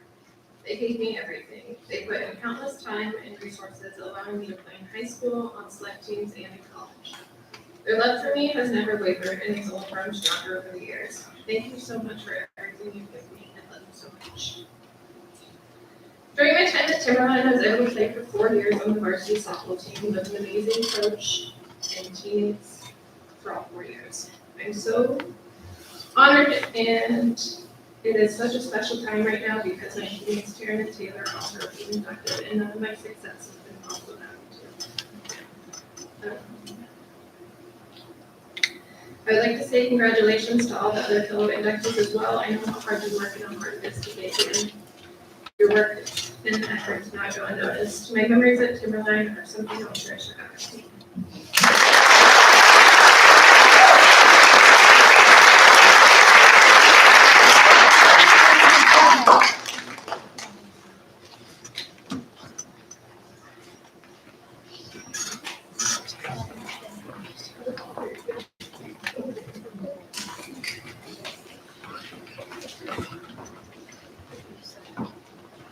Okay, I screwed up on the last one, so my bad.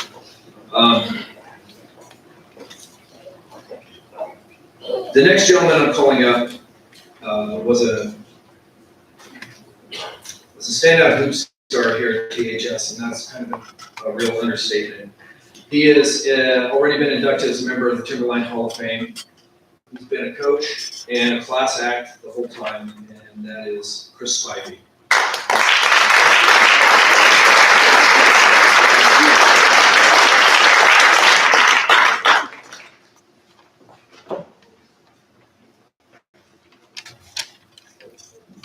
Right. Let's see.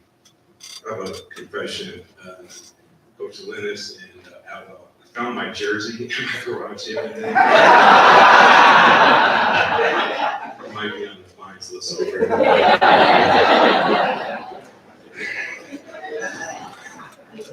Still good somewhere. But congratulations to all of the inductees into the Hall of Fame. You're all amazing. It's great to hear your journey, your stories, and all of your accomplishments. It's a privilege and an honor to speak, recognize, and honor and celebrate my brother and teammate Antoine Miller and all of his accomplishments as a Timberline Blazer student athlete. When I think about Antoine as a human being and as a student athlete, there are a few things that come to mind. Antoine is a person of high character. He's a fierce competitor. He's very humble, and he's dedicated to his craft. Antoine was special and rare, and he still is. Is a combination of tremendous work ethic, a desire to succeed, and a talent, all at a very high level. He made others around him better because he's very unselfish. He caused you to raise your level of play. To be honest, that's probably why I was able to be inducted into the Hall of Fame, because you pushed me. He's an ultimate teammate, ultimate competitor. He's an incredible leader and coach's dream. These are the same qualities and attributes that are present today as a husband and a father. Antoine, again, tremendous track athlete. He competed at the state level. He was all-state on both offense and defense. That's amazing. He was all-league in basketball. He had full ride scholarship to Eastern Washington University in football, where he was an honorable mention, Big Sky performer as a wide receiver. Antoine is one of the greatest multi-sport athletes to ever come out of Timberline High School, and quite possibly the entire state of Washington. So please help me welcome Antoine Miller, class of 1992, into the Timberline Hall of Fame as we celebrate his achievements, his impact, and his legacy as a Blazer and beyond.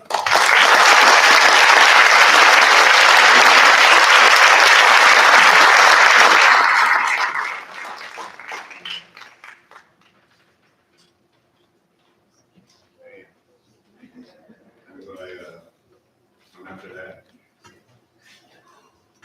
This is truly amazing. This is truly a wonderful honor. When I even got the email from like before that, I was like, get my contact information.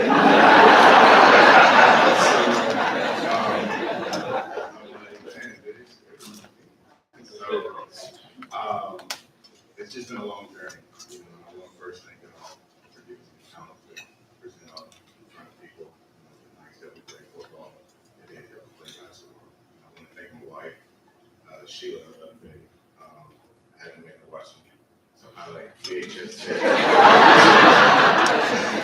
couple days so she can know what I did. But my journey didn't, begin with Timberline as a freshman. I played my freshman year at Wilson. I transferred over to Timberline as a sophomore. And I believe at the time, Timberline was in the Black Hills League. And then they switched over to the American League. Which everybody now in Maryland knew who I was because I played the first year. And now I get to play with you. And it was just exciting. So the memories I had in high school at Timberline is the time that Coach Donald was our head football coach. He would sit us in the room and fire room and lay us down. And go plays with us, have us close our eyes, and just kind of meditate on, each play that we ran. So as we get out on the field, people think that what he was talking about. And the thing that I remember is when I transferred from Wilson to Timberline as meeting my soon-to-be brothers up in Western Washington. They were at a basketball camp. Coach Patton was the coach. Of course, Mr. Lennon was the JV coach. And he stuck his nose because of what it is today. So, as Chris would say, he made a lot of money. It was those, coaches that were on you, that pushed you to work hard and make a lot of you here today get on the stage. I had the pleasure of playing with Chris. He pushed me just like I pushed him. Some of my other teammates that probably got inducted for hearts, play football with me, along with basketball. It's just great memories, and I'm truly honored that you aligned with me to recognize me. But I also want to thank my mother and father, because my dad was actually very nasty in life. So I will always have roots here. And now being inducted, I will always have roots here. I want to say a special thank you to my uncle and my auntie. My uncle was like a second father to me. He taught me how to be humble. He taught me how to work hard. And he also was the one that pushed me. And so I thank him for that, because a lot of the lessons that I learned was sitting down with him right before I played a football game. He would talk to me to get me prepared. So as I close, I'm truly honored to be on this stage and have this award with also me, you sitting out here, and that's getting recognized. It's truly amazing to listen to your story, and it's truly amazing just to be in your crowd. Thank you.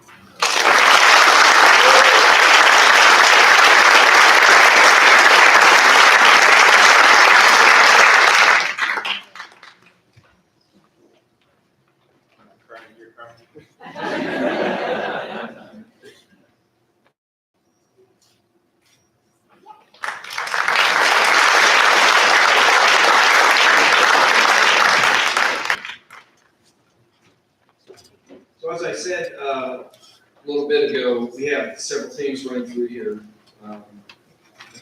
Family, introducing family is one of them, and this duo introducing our next Hall of Fame member, two outstanding athletes in their own right. and her brothers, Cole and Cooper Pidivitz.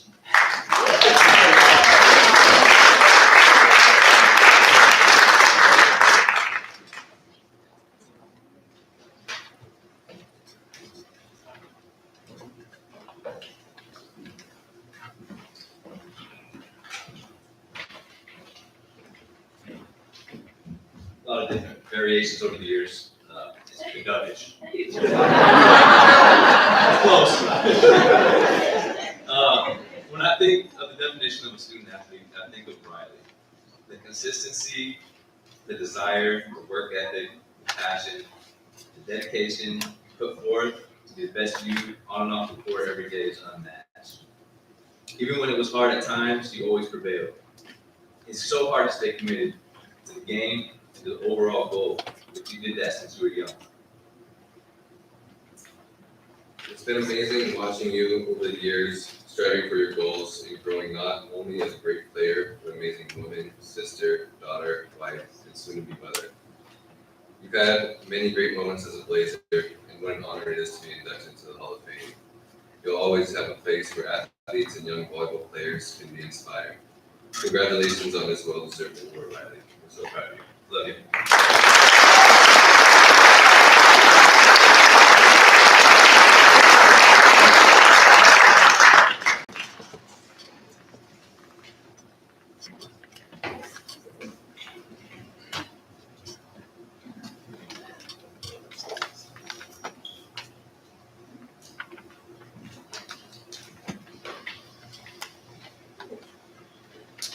Well, that was very nice. Bringing the tears before I even get started. So I'm truly humbled and honored to be standing up here today. It's awesome to be introduced by two of my biggest role models in life, my brothers. So thank you for that really nice introduction. I also want to congratulate my fellow 2023 inductees. It's great to see so many of you and see the love that you have for your sport and where it has taken you in life. I'm very grateful for volleyball and everything the sport has brought me. It has taught me many life lessons and has blessed me with so many opportunities, memories, and friendships. I wouldn't be who I am today without my amazing family and support system. Thank you to my parents. They have always supported me, made sacrifices, and just were there every step of the way. Thank you to my family and my husband for traveling to many, many games and being my biggest fans in everything that I do. There's many coaches along the way as well. They have always pushed me to do my best on and off the court. Many teachers and staff at Timberline, they were always making sure to cheer me on off the court to then move forward and then succeed in college and beyond. This sport will always be one of my greatest passions, and hopefully one day I can continue to be the sport for future players as well. Again, this is such an incredible honor and privilege, an accomplishment I will always cherish with great pride. Thank you.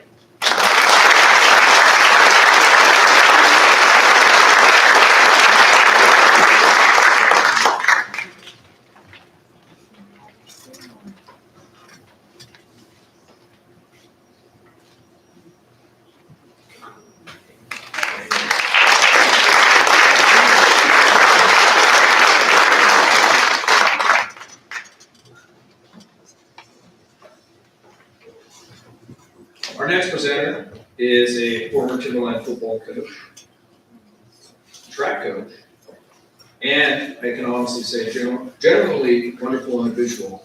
Here to introduce our next Hall of Famer is Mr. Orlando Johnson.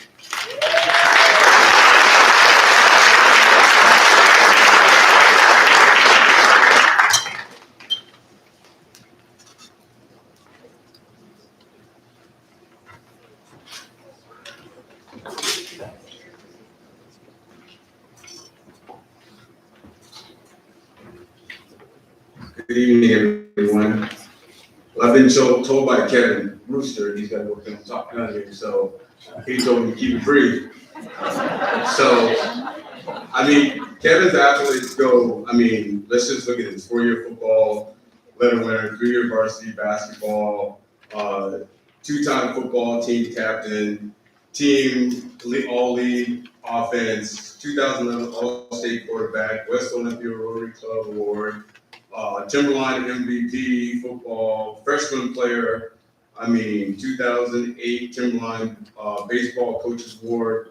Then you look at his college career, 2014 college football All-American, 3-time SCIAC All-Conference First Team, 2-time University of Redlands Most Outstanding Offensive Quarterback, 2-time team captain, 2-time Ted Runner MVP, Dog Award. Wow, it just goes on and on. It just shows that hard work really works.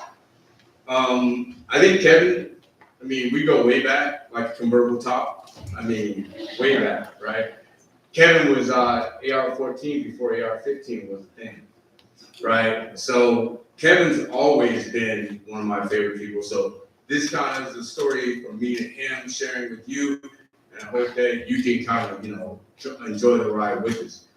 So the word sin for me, and it's a Greek word, comes from archery, means miss your mark. Never missed your mark. I've known Kevin since the 6th grade when he played with the Storm. And even then I could recognize how truly special you were. You're like an eagle built for high places. See, when an eagle sees a storm come, flies into it. He spreads his wings and it helps him fly higher. And you know you're an eagle when you fly into a storm and you come up to a high place when something was supposed to destroy you.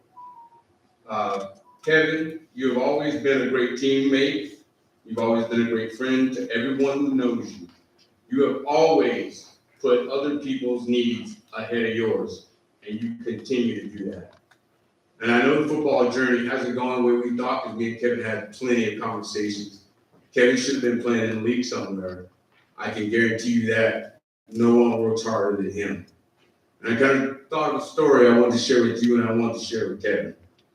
So there's a young man who had his grandfather's football, and he decided to take it in.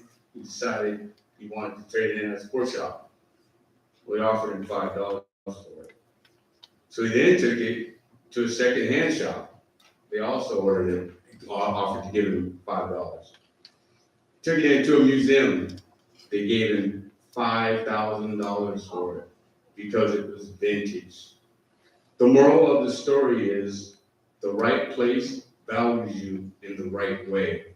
Those who know your value appreciate you in the right way. You're very much appreciated. I can't think of anybody who would say anything negative about you. And lastly, there's only 3 people I want you to remember. Those who put you in hard times, those who left you in hard times, and those that stayed with you in hard times. I have always loved you like a son. And that's right here, I mean that. I have always been so proud of you. You may have wore 14 on the field, but you will always be number 1 in my heart.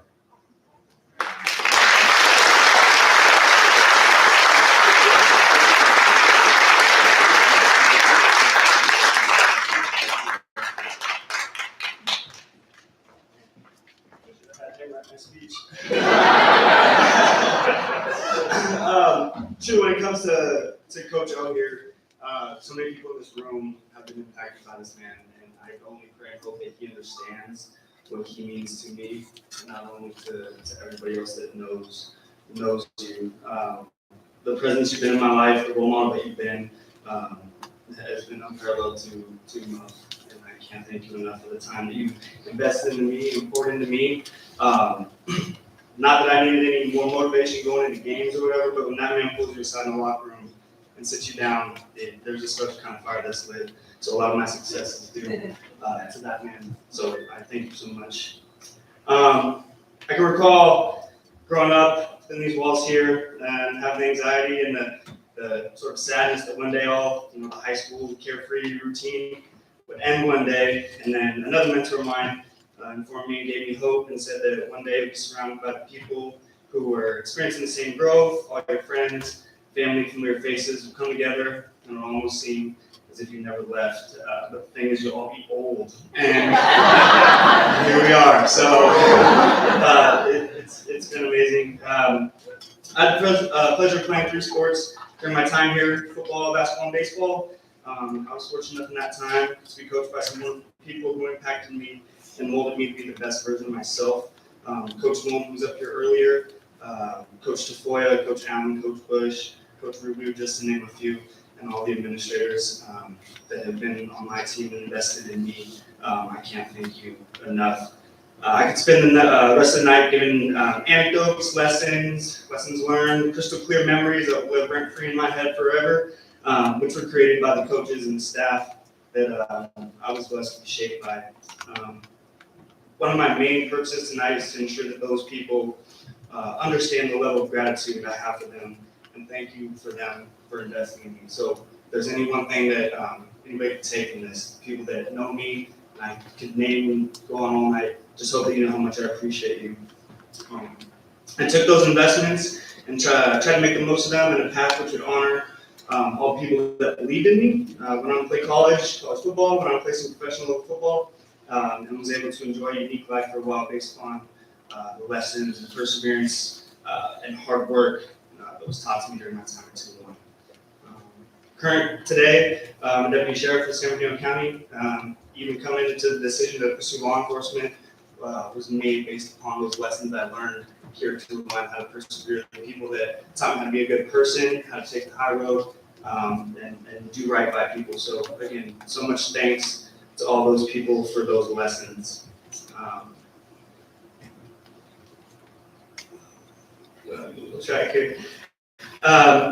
This moment, any success or accomplishment ultimately wouldn't be possible without my amazing, wonderful parents. Everybody at Timberline, that's my family that shaped me, not my teammates.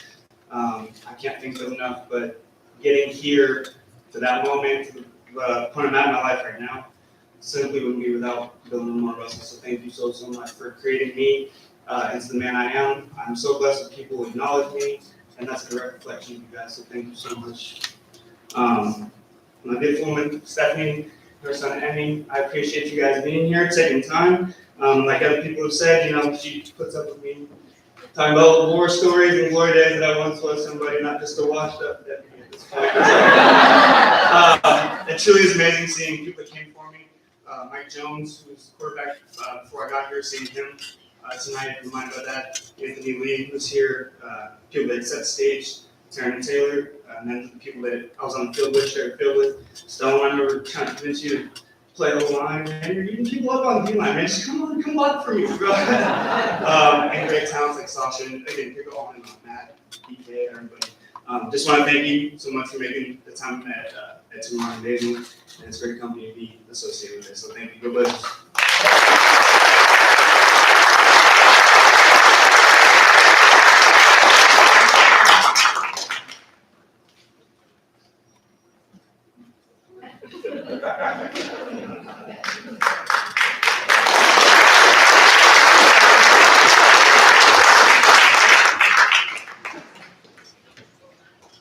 Okay, like I said before, siblings seem to be a fairly big theme in this induction for the whole thing.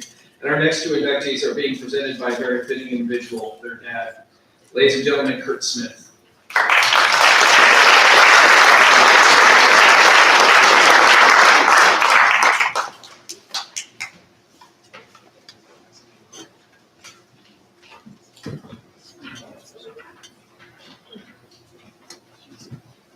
Long time to sit.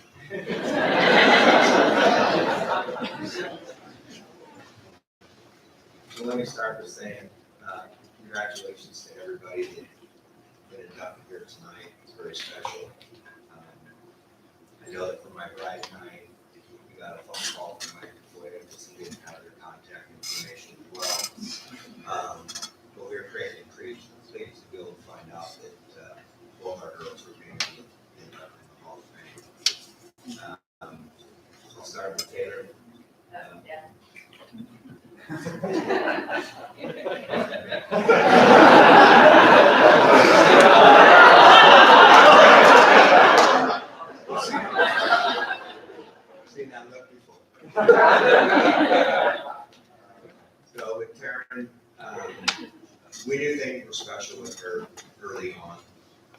elementary school. It all starts with the old scoop shoot. I remember the first time she went and competed over at Miss Raleigh, she hit 21 out of 25 free throws. Pretty impressive. Taryn was always gifted. She always had things come real easy for her. She here at the school, fortunately, was inspired by some of her teachers and ended up doing really, really well. She went off to Central and had a career there with a lot of success. The fact is Taryn came and competed. She made her coaches better.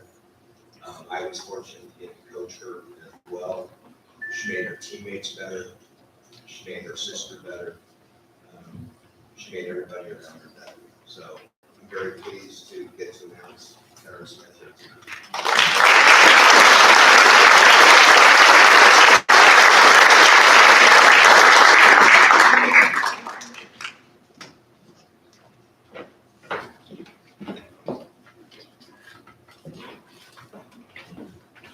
Oh, wow, thank you so much. Like my dad said, I am someone who likes to call, I actually have a 9-year-old daughter. She does this thing with the bottle where she's kind of sort of drinking and kind of sort of not. I'm like, she's just thinking. And that is how I feel I really started here at Timberline. I just dinked around. I just did enough to be able to play on the court and be on the field. And so I have to say a huge thank you to my teachers, specifically Ms. Logie and Mrs. Longboard, who pushed me to get me eligible every game to do what I needed to do. All I really cared about was what outfit I was wearing that day. And a huge thank you to my husband, who's been mentioned a few times up here, Mike Jones. We cared about where we were going to go for lunch. I am so grateful to be up here today to accept this very prestigious award. I would not be here without my parents. I don't know how many phone calls they probably got throughout my time here. And my sister, who's going to be presented next, who pushed me, and Alicia, some really great teammates and people that are just really amazing. And I have to give a huge shout out to Caitlin as well, the first one who was inducted tonight. She was actually my tutor in elementary school. I've never heard of an elementary school being tutored, but I remember one specific day she was over at my house and I spilled hot chocolate all over my parents' carpet. They weren't home. I'm like, look, Caitlin, we got to get this hot chocolate right now before my parents get home. That was just, it's been really great seeing you and all of the other inductees tonight. So thank you guys so much for this amazing award.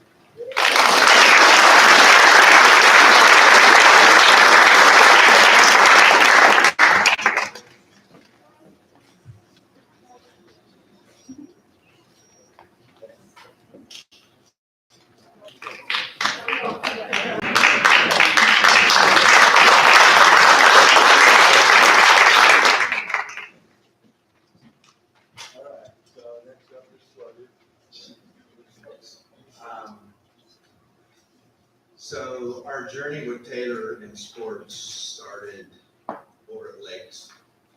I remember right after she was in first grade, and she came home on either Monday or Tuesday, and she had a little flyer that was to play baseball.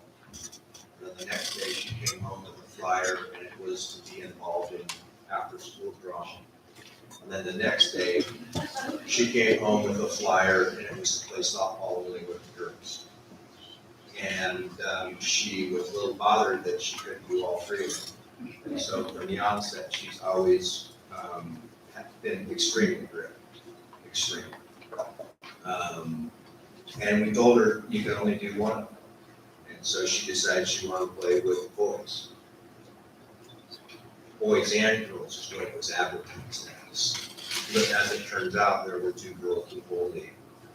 And that really spurred her drive and her motivation to compete, because she would get up to bat and have parents, adults hollering out, strike her out, she's just a girl. And then once we got into base races and all that, Sean's up there up at the top. Sean was one of her coaches as well.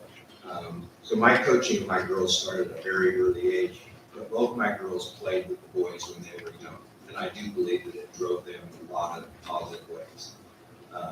But with that said, that set things off on a journey with athletics. She also has very accomplished in her schooling as well. She always worked as hard or harder in school than she did on the field. But she too, she made her sister better. She made me better as a coach. She made all of her teammates better. And Alicia too, this is also made this great for you to be here today too. You two together, what a pair to have her pitching, have her catching, what a deal. So without further ado, Taylor Smith.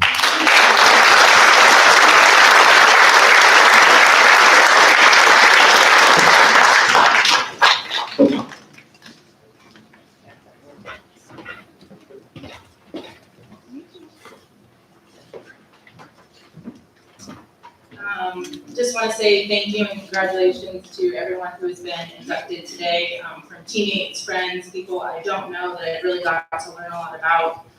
It's been awesome. I really want to first thank my parents who, my dad probably wanted boys and he got 2 girls. And we raised a lot of hell, let me tell you. So thank you guys for your support, your love.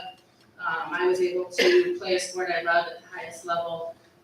Live out my dreams, win a national championship, and that is not possible without you guys, so thank you. Family, friends as well that are here physically and in spirit. Coach Sean, who was my coach at age 5, so thank you for being here. Totally shocked to see you today. I am very proud to be a Blazer. I always loved my high school experience. Academically, Miss Sugihara, who was my math teacher here today, was the hardest teacher I ever had, from first grade all the way through all my college experience. And she was a hard ass, but I did really well in college because of you, so thank you. My administrators, Mr. Dean was my athletic director, Mr. Lennon, my principal.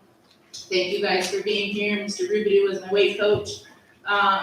But first and foremost, I really want to thank Profe Froelich and her husband. Can't raise your hand, Profe. Yeah, there we go. Profe is a season ticket holder at Washington Softball, was at all my home games, traveled to see me play preseason in Palm Springs, was at postseason games, my senior banquet. So to have that support carry from high school Spanish teacher to college has just been incredible, and I just thank you so much for that. Lastly, what makes today so special for me is to be here with my sister. So thank you to Ryan for kind of doing the combo pack there. That was nice. And thank you guys.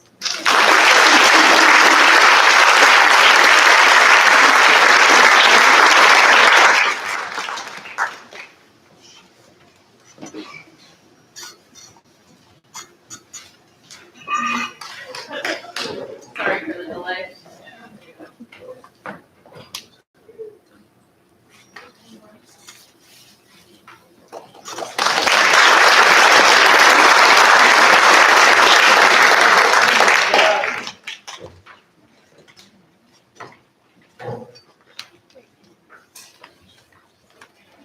Our next inductee is being introduced by someone who has chronicled not just athletics, but many things here in the South Sound for well over 2 decades. And his pictures have been absolutely amazing, stunning, and I always enjoyed his work, and it's a real honor to introduce to you Mr. Tony Overman.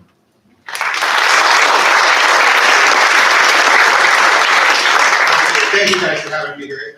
I can't say what an honor it is to have Sasha let me be here to introduce her. First off, just let me say, I've covered a lot of you athletes over the years, and I've seen some amazing athletes. I am amazed to see what you guys have grown up to be.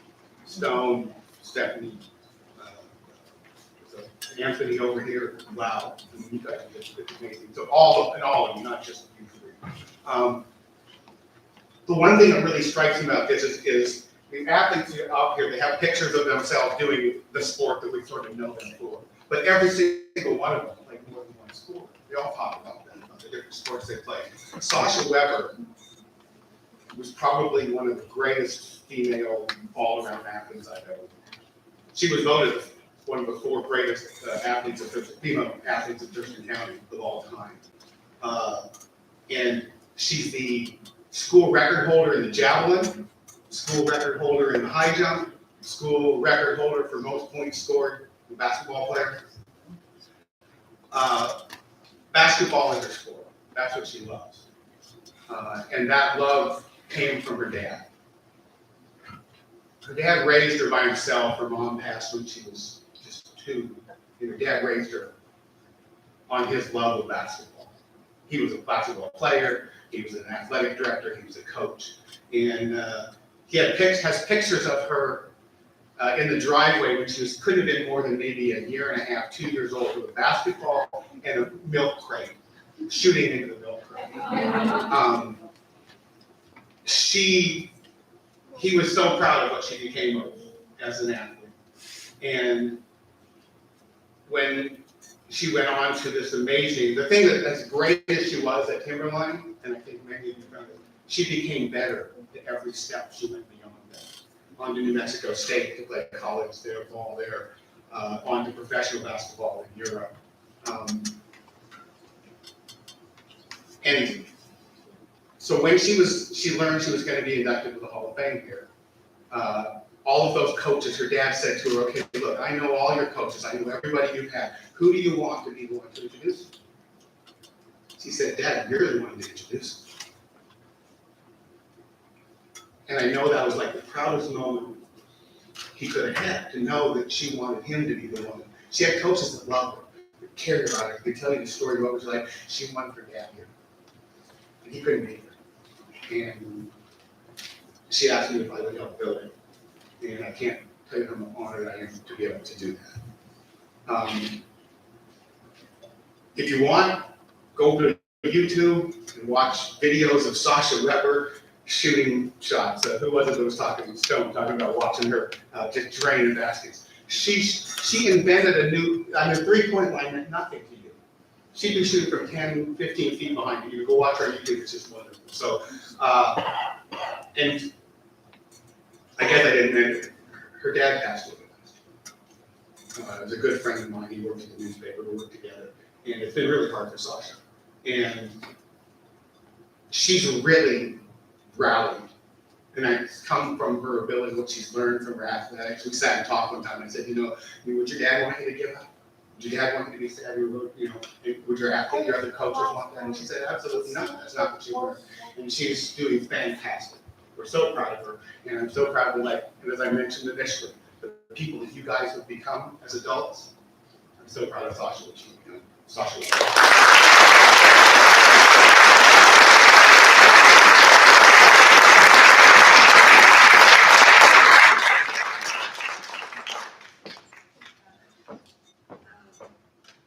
Coincidentally, we was here a month ago to the day. Had my dad's celebration of life here. So thank you, Tony, for making me cry again. It's obviously really an honor.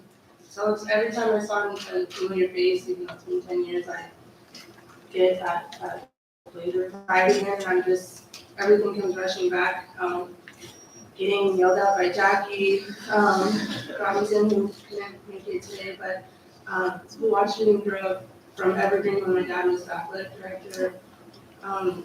When we moved here from California, when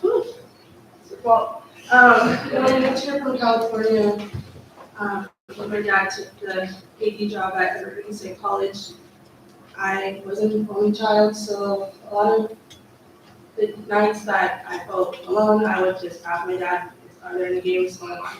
And we would come to Timberline and we would watch the players play just because I wanted to be around the hoop, and it gave me a sense of community. I came back a few days early before the ceremony to go through my dad's storage and try to sort through some of his last items one last time.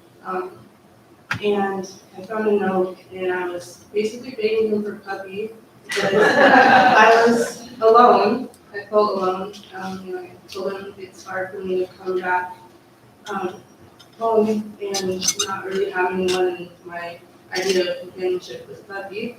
Now that I'm older, and same way I looked out to everybody that was able to make his memorial, same way I'm looking out to everybody now. I gained a sense of community and an extension of my team. Obviously, I want to thank my dad for being the best coach I've had on and off the court. All those camps that I went to, everything that Lacey has given to me, and I'm trying to do my best to give back in just the way I carry myself. And I just want everybody to know none of my success or accolades are possible. Like, it's not me at all. I can put a ball in a hoop well, and I can throw a javelin, and I can jump into a soggy sponge. I can do all that, but I did not have that without an entire community behind me. Whether or not I personally thank you, like this is my time, I guess, thank you. Literally from the bottom of my heart, I was never fully alone. And I never got the puppy, but I did get, a sense of belonging to something way bigger than myself. And then seeing everybody that has been successful in our sports, like I call it athlete brain, we just think a little different. Sometimes that athlete brain kind of gets us in trouble. We think we can handle it and we can. I have a platform now just to preach just taking care of your mental health. It's really important. And for the kids out there, I was able to be all academic when I was in college, so literally stay focused on your grades. Really important. Thank you for the staff and administration for dealing with me for 4 years. I was probably correct, I'm sorry. Alright, yeah, sorry. And then honestly, just being able to share all these memories with Kevin, I was crazy. I don't know if Candy remembers me, but she was one of the most spirited people I've ever seen. And everybody, once they left and we kind of took over the reins, I had my glittery green cake running around Southside Stadium with our tutus and doing ice cream cake. All that is, it's important. And the cheerleading, ice cream cake, it's important. Thank you to my family. Thank you for Sherry, who watched me grow up. Literally, she always tells me the story how she saw me go from the back of my dad's car to driving. I probably took a few years off of everybody's lives. How stressed you guys were when I was learning to drive. But thank you, and the basketball hoop on 64th Way, still there, that I wanted to shoot on. Thank you for even being here. Thank you for my aunt, uncle, extended family, blood family, chosen family. I'm trying to wrap it up. I love everybody. Thank you.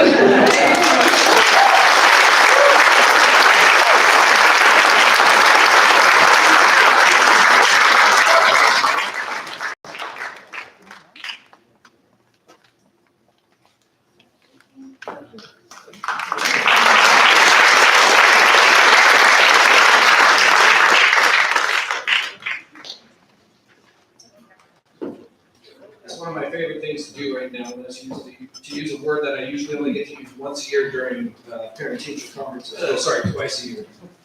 So I'm very happy to announce that we are now at our penultimate and second of our 3 coaches being inducted tonight.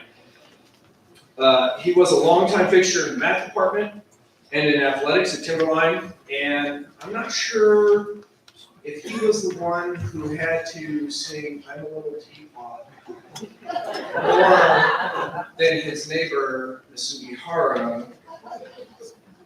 But here to induct him is Candace Horn.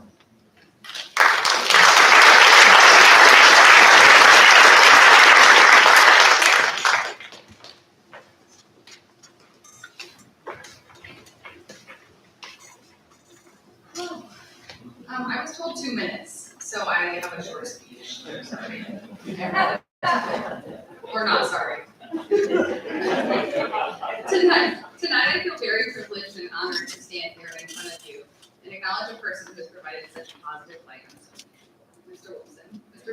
Wilson. He has had 9 state appearances, 13 district appearances, and 4 first place conference finishes, just with the bowling team. John and I bowl on the same league together on Monday night trios. The blend of both competitive edge and mainly laughs has been a theme from week to week, which has been very nostalgic for me in my days of bowling with John and coach. What I don't get, however, is I don't get weekly French fries like I used to get, or his beautiful wife's homemade cookies. But there's still like 2 weeks left, and maybe they can redeem themselves. Jokes aside, John's charisma and overall positive spirit when he comes to my lanes to say hi is contagious. He's always giving endless high fives, thumbs up, or if you throw like a solid like pocket shot and leave a split, he has a line and it goes, "Do you know where your purse is? Because you just got robbed." John has touched so many lives and has given endless hours, days, and weekends to people he really cares about. I think I speak on behalf of the Timberline family on how ecstatic we are to have John honored tonight in the Hall of Fame. I cannot be prouder to call you my life mentor and my friend. Without further ado, Mr. Wilson.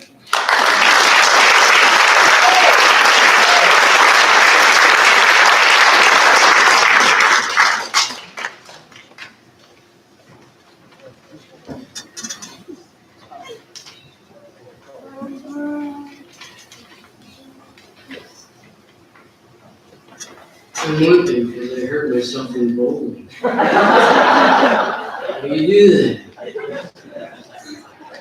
Get old, I guess. I'm just, when I first came to Timberline in '86, I was just amazed by the people at Well, Mr. Lennis, other people that are in the hallway, Linda Block, the Pattons, and Burbeck. They're gods. I kind of took from them, you always do what's best for students. And that goes for kind of spread it out to everybody. Do what's best for them. And in bowling, that's kind of what I tried to do. And we started off being new to the sport and joined an existing league. We started off with 1 win out of 16 games. But that's okay, because we did our best. And then the next year, we did 1 win out of 16 games. But at the league tournament, because they kept trying all season long, we blasted past everybody else and made it to district. And then the next year, we won 2 games. But we kept trying, and eventually wins did come. But what I feel really good about is that even though we weren't winning all the time, the bowlers were doing their best, and every practice, we worked on it, and every match we worked on it, and they had a good team spirit. Then we really did start getting better, and a couple of people went to state. And then is Chelsea Mather out there? Okay, if Kelsey Mather is not out there, is Jim Mather out there? Okay, well, anyway, if they're not here, Kelsey Mather made it to state as a freshman, and then after that, we blew the doors open. We went to state as a team repeatedly and took second twice, and it was powerful. But again, it's the everyday practice, doing the best you can. And I'm so glad to be bowling with Candace and Tiffany Meeks' father, Larry. There's so many bowlers that are continuing to bowl. And I also want to thank all the Timberline friends and families that I'm always around now, bowling with or golfing with. And also, I've got to thank my wife. She mentioned the cookies. She spent hours baking brownies and cookies, not just for our team. It got to be, you could hear the other player, the other bowler, the opposing team bowlers coming in. We're gonna get beat tonight, but there will be cookies. Thanks, and all the people that are being on it tonight, I knew a lot of you, and you deserve it. You so deserve it. It's so impressive what you've done. Okay, so anyway.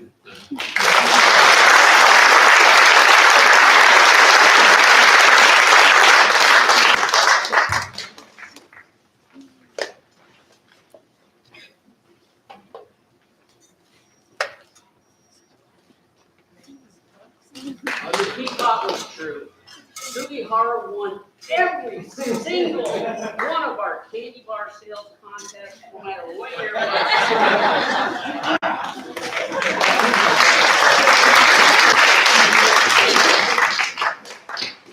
We've gotten to our final inductee of the evening, and I would love to say this because we saved the best for last, but alphabetically, he just ended up at the bottom.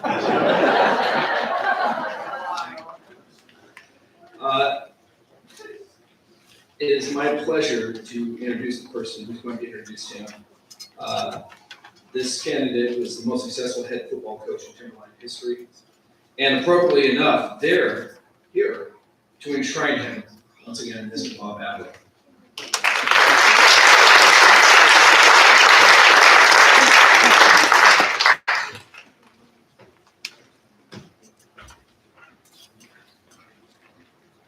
I don't know about you, but I'm getting thirsty, so.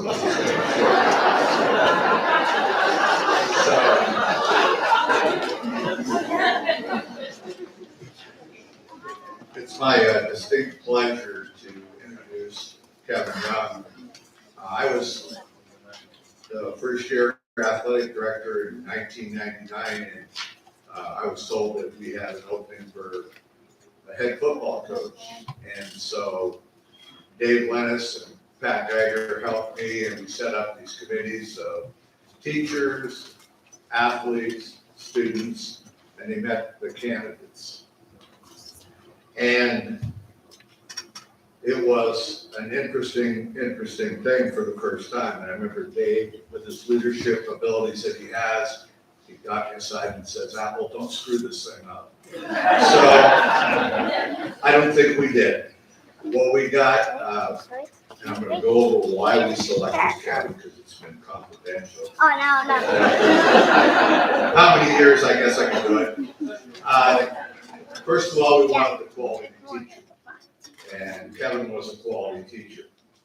And he understood, as many of you have pointed out, that we are a student athlete, not an athlete student.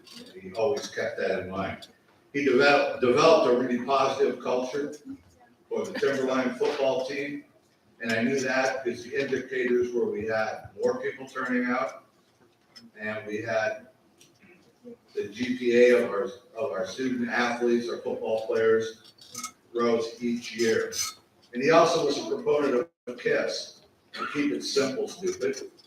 His practices were short, they were intense, there was no wasted time, and over the years, it was almost like a plug-in, where the next year, if this kid graduated, someone else would step in and would be very, very good at that. He had leadership by surrounding himself with quality coaches who shared his visions and values. And Mr. Peltier mentioned his success. He is the most winningest football coach at Timberline in its 53-year history, a 73% winning percentage. It helped having the best running back in the history of the state of Washington. I guess that's the elephant in the room, but Kevin also won before Jonathan and after Jonathan. And one of the little things that, as athletic director, I really respected is that going to all the games and watching this, Jonathan probably missed almost a year of football because Kevin took him out when games were out of hand. The one time he got injured. And some other coaches wouldn't have done that. They would have just, we got this unbelievable athlete, let's just keep him on the field every second. And he was very respectful in that way. Kevin's a quality football coach, and he's an even better person. Timberline student athletes have benefited from being around him as a teacher and coach. And in closing, I would like to personally thank Kevin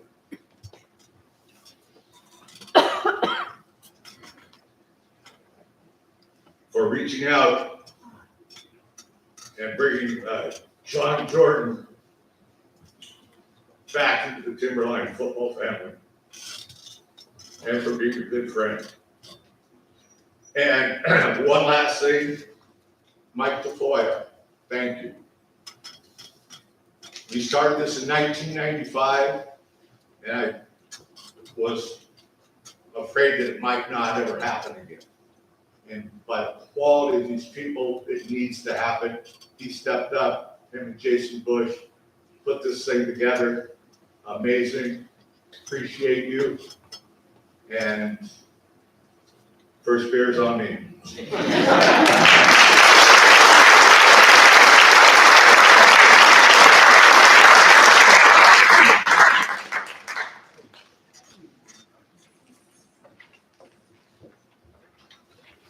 Wow, thank you, Bob.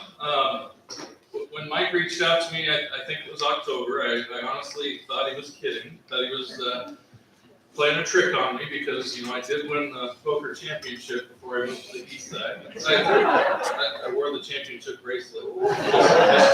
Just to remind him. But what an honor. I mean, what an honor. Like, you didn't save the best for last. I am awestruck by everything I've heard tonight.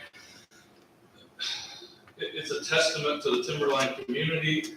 I'll be brief. I know people are ready to have a drink. But I want to thank, you know, three groups of people. First of all, administrators. I've always wanted to ask Bob if I was his first choice. He sure pretended like I was. I appreciate that. He was supportive. He told me right off the bat, I'm brand new. I don't want to screw this up, and I tried not to let him down. Along those same lines, Dave Lennis was the best principal I ever worked for. And I think you see the results of that tonight, right? Every athlete that's been up here has given a speech far, far better than I could have done. It's amazing. And academics they've always been important here. The expectations start at the top, and Dave has done a wonderful job of that his entire career. And I do think it shows, right? These are amazing young men and women who all deserve to be here, but very, very impressive. A teacher, when I first got to Timberline, said, "Oh, Dave's got his favorites." And so I thought, I've never seen that. They were right. Dave did have his favorites. Because he recognized when people have a passion for kids, he empowered them to try new things, to take leadership positions, to innovate, right? Let's take chances for kids, all in the name of kids. And I learned that from Dave a long time ago, and I hope I've tried to emulate it. I'm now a superintendent in Eastern Washington, and I try to empower people to, seek their strengths and do whatever is best for kids. And I learned that here, and I greatly, greatly appreciate it. Thank you. The second, obviously, the players. Players win games, right? But players, we always had good players here. It's great to see Anthony Lee tonight. I didn't see Mike Jones, but he's here somewhere, and maybe some others. It wasn't just about Jonathan Stewart. I was fortunate enough to be here to introduce Jonathan Stewart in 2011, which I think was the last ceremony, which is pretty neat. But I had hundreds and hundreds of great players at Timberline. And more importantly, great people, great students. They're now great fathers, great husbands, I hope, and it really is amazing. I appreciate all of their hard work because obviously players win games. Coaches just try not to screw it up. The last group is all the assistant coaches. And Anthony mentioned many of them. I'll probably forget some, but several of you are in the audience. Coach Rubidoux, Coach Dean, Coach Miri, Coach Oliveira. Bob brought up a dear friend of mine, may he rest in peace, John Jordan. And I was happy to have John come out. And you know, not everybody was sure about that. John, if you don't know John, he was a former head coach at Timberline, math teacher as well. It worked out very well. And John was passionate about football, passionate about kids. In fact, earlier tonight I was talking to Anthony Lee, and Anthony said, God, when I got into coaching, I had a great conversation with Mr. Jordan. He loved kids and he loved football. We'll talk about one more assistant coach specifically, because I think he might have been, we were talking earlier, he might have been the only person to be on the staff all 7 years I was here. And he did every job coaches don't want to do. Inventory, he got all the uniforms back. So Chris didn't play for us. But Coach Randy Oliveira did all of the work that people don't want to do.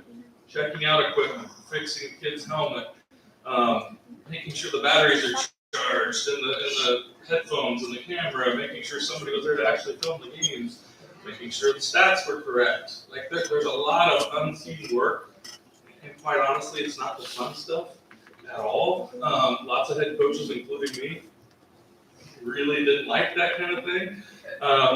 But Coach Oliveira did it for 7 straight years and dedicated a lot of time and effort. And so while all the assistant coaches that I worked with were tremendous here, I'm going to put a plug in for Randy if we ever have an assistant coach Hall of Fame award, because he really did do the dirty work, the unseen things. So again, very, very much appreciated. This honor it is amazing. Coming to the ceremony, I didn't know what to expect, and I learned a lot about student athletes that were here after my time that I had read about the newspaper, or you follow along on the internet a little bit. But again, I'm completely impressed with every person that is here, and proud to be a Timberline Blazer for life. So thank you very much.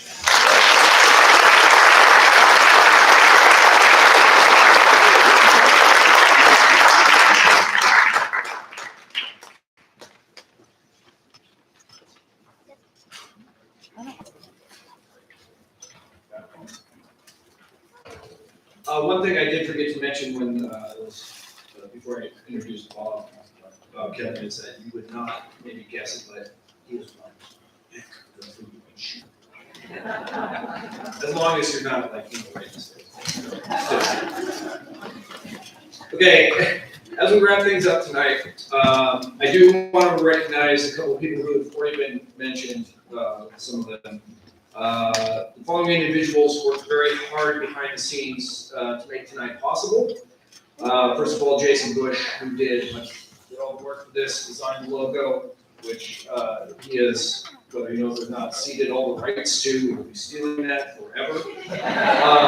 Stephanie Storbeck, who's our ASB secretary, who, along with myself to a small extent, had to bring down the next person I'm going to mention, the main man behind all this tonight, the stress ball who slaved so hard to put this together, Mr. Mike Tafoya.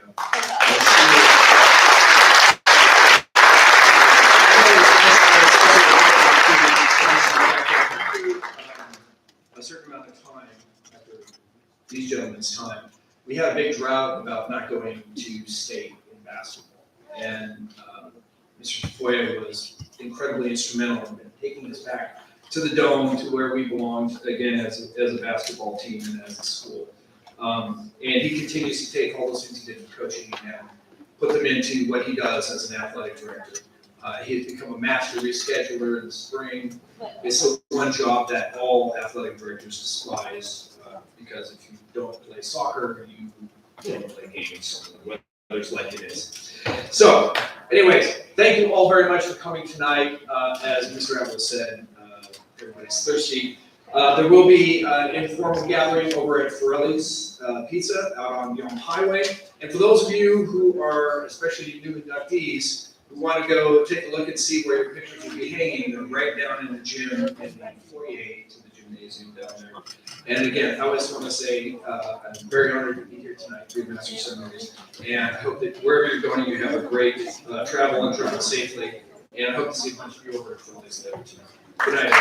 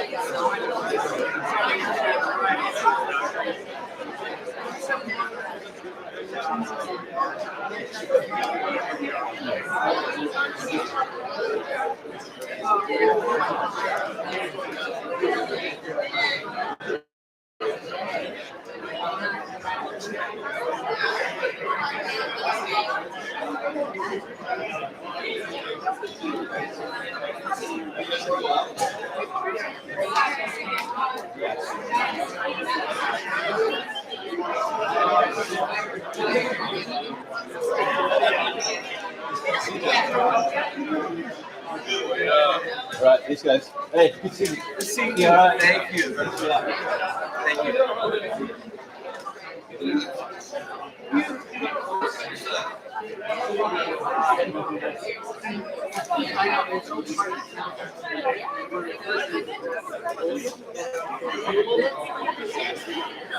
And see,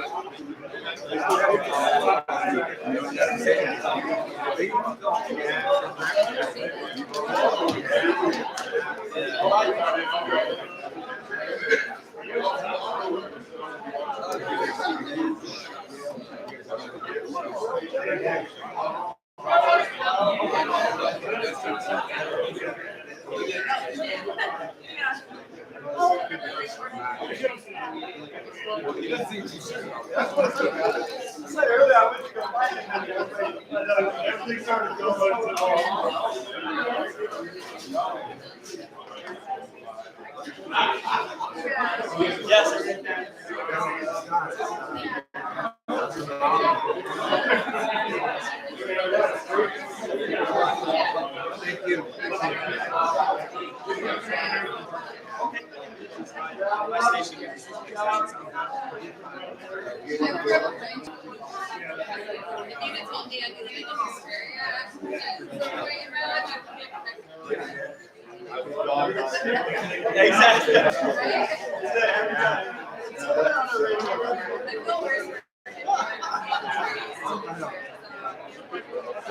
It's good to see you.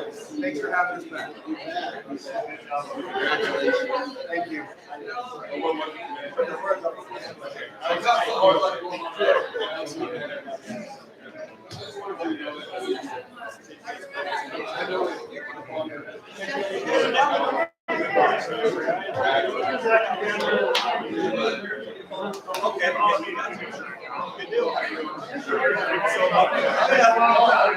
So, yeah,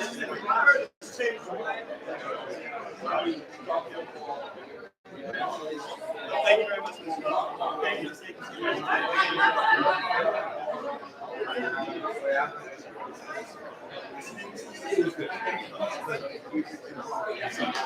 I gotta tell you something, right? Literally, like, back I didn't know you were here. We were just talking about college. Okay. You come up. So,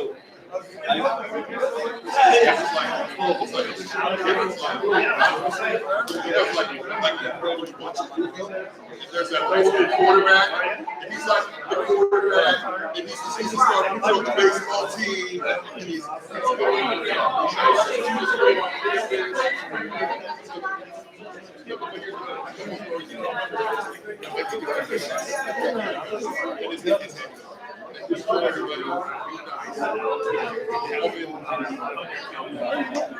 Doing this again next week.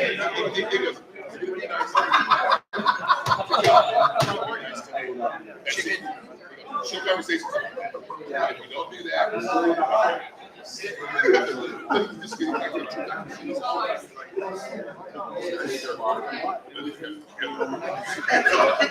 They think they're doing that.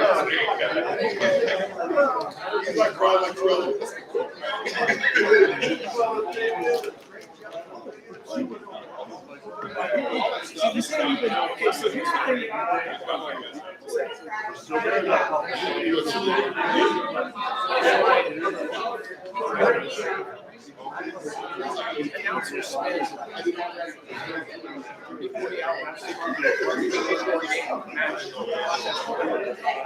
No, it's just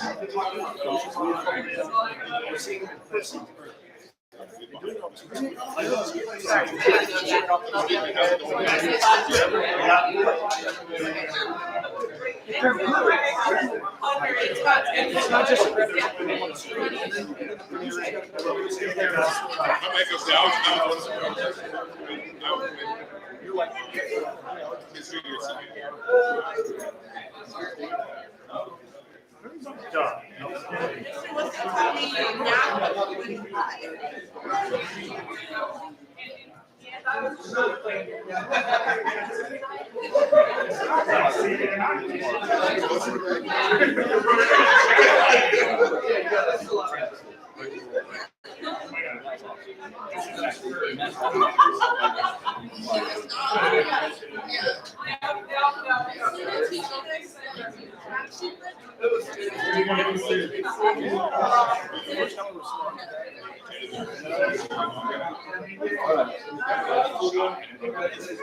Trying to jump some stupid fence to catch somebody. You know what I mean? You run through some house in some neighborhood. You know, just stab. You catch the guy and take him down. He's high, and you're like, oh Lord, it's gonna take 3 of us to take down this 140-pound guy. He's like, it's all that stuff, man. Just,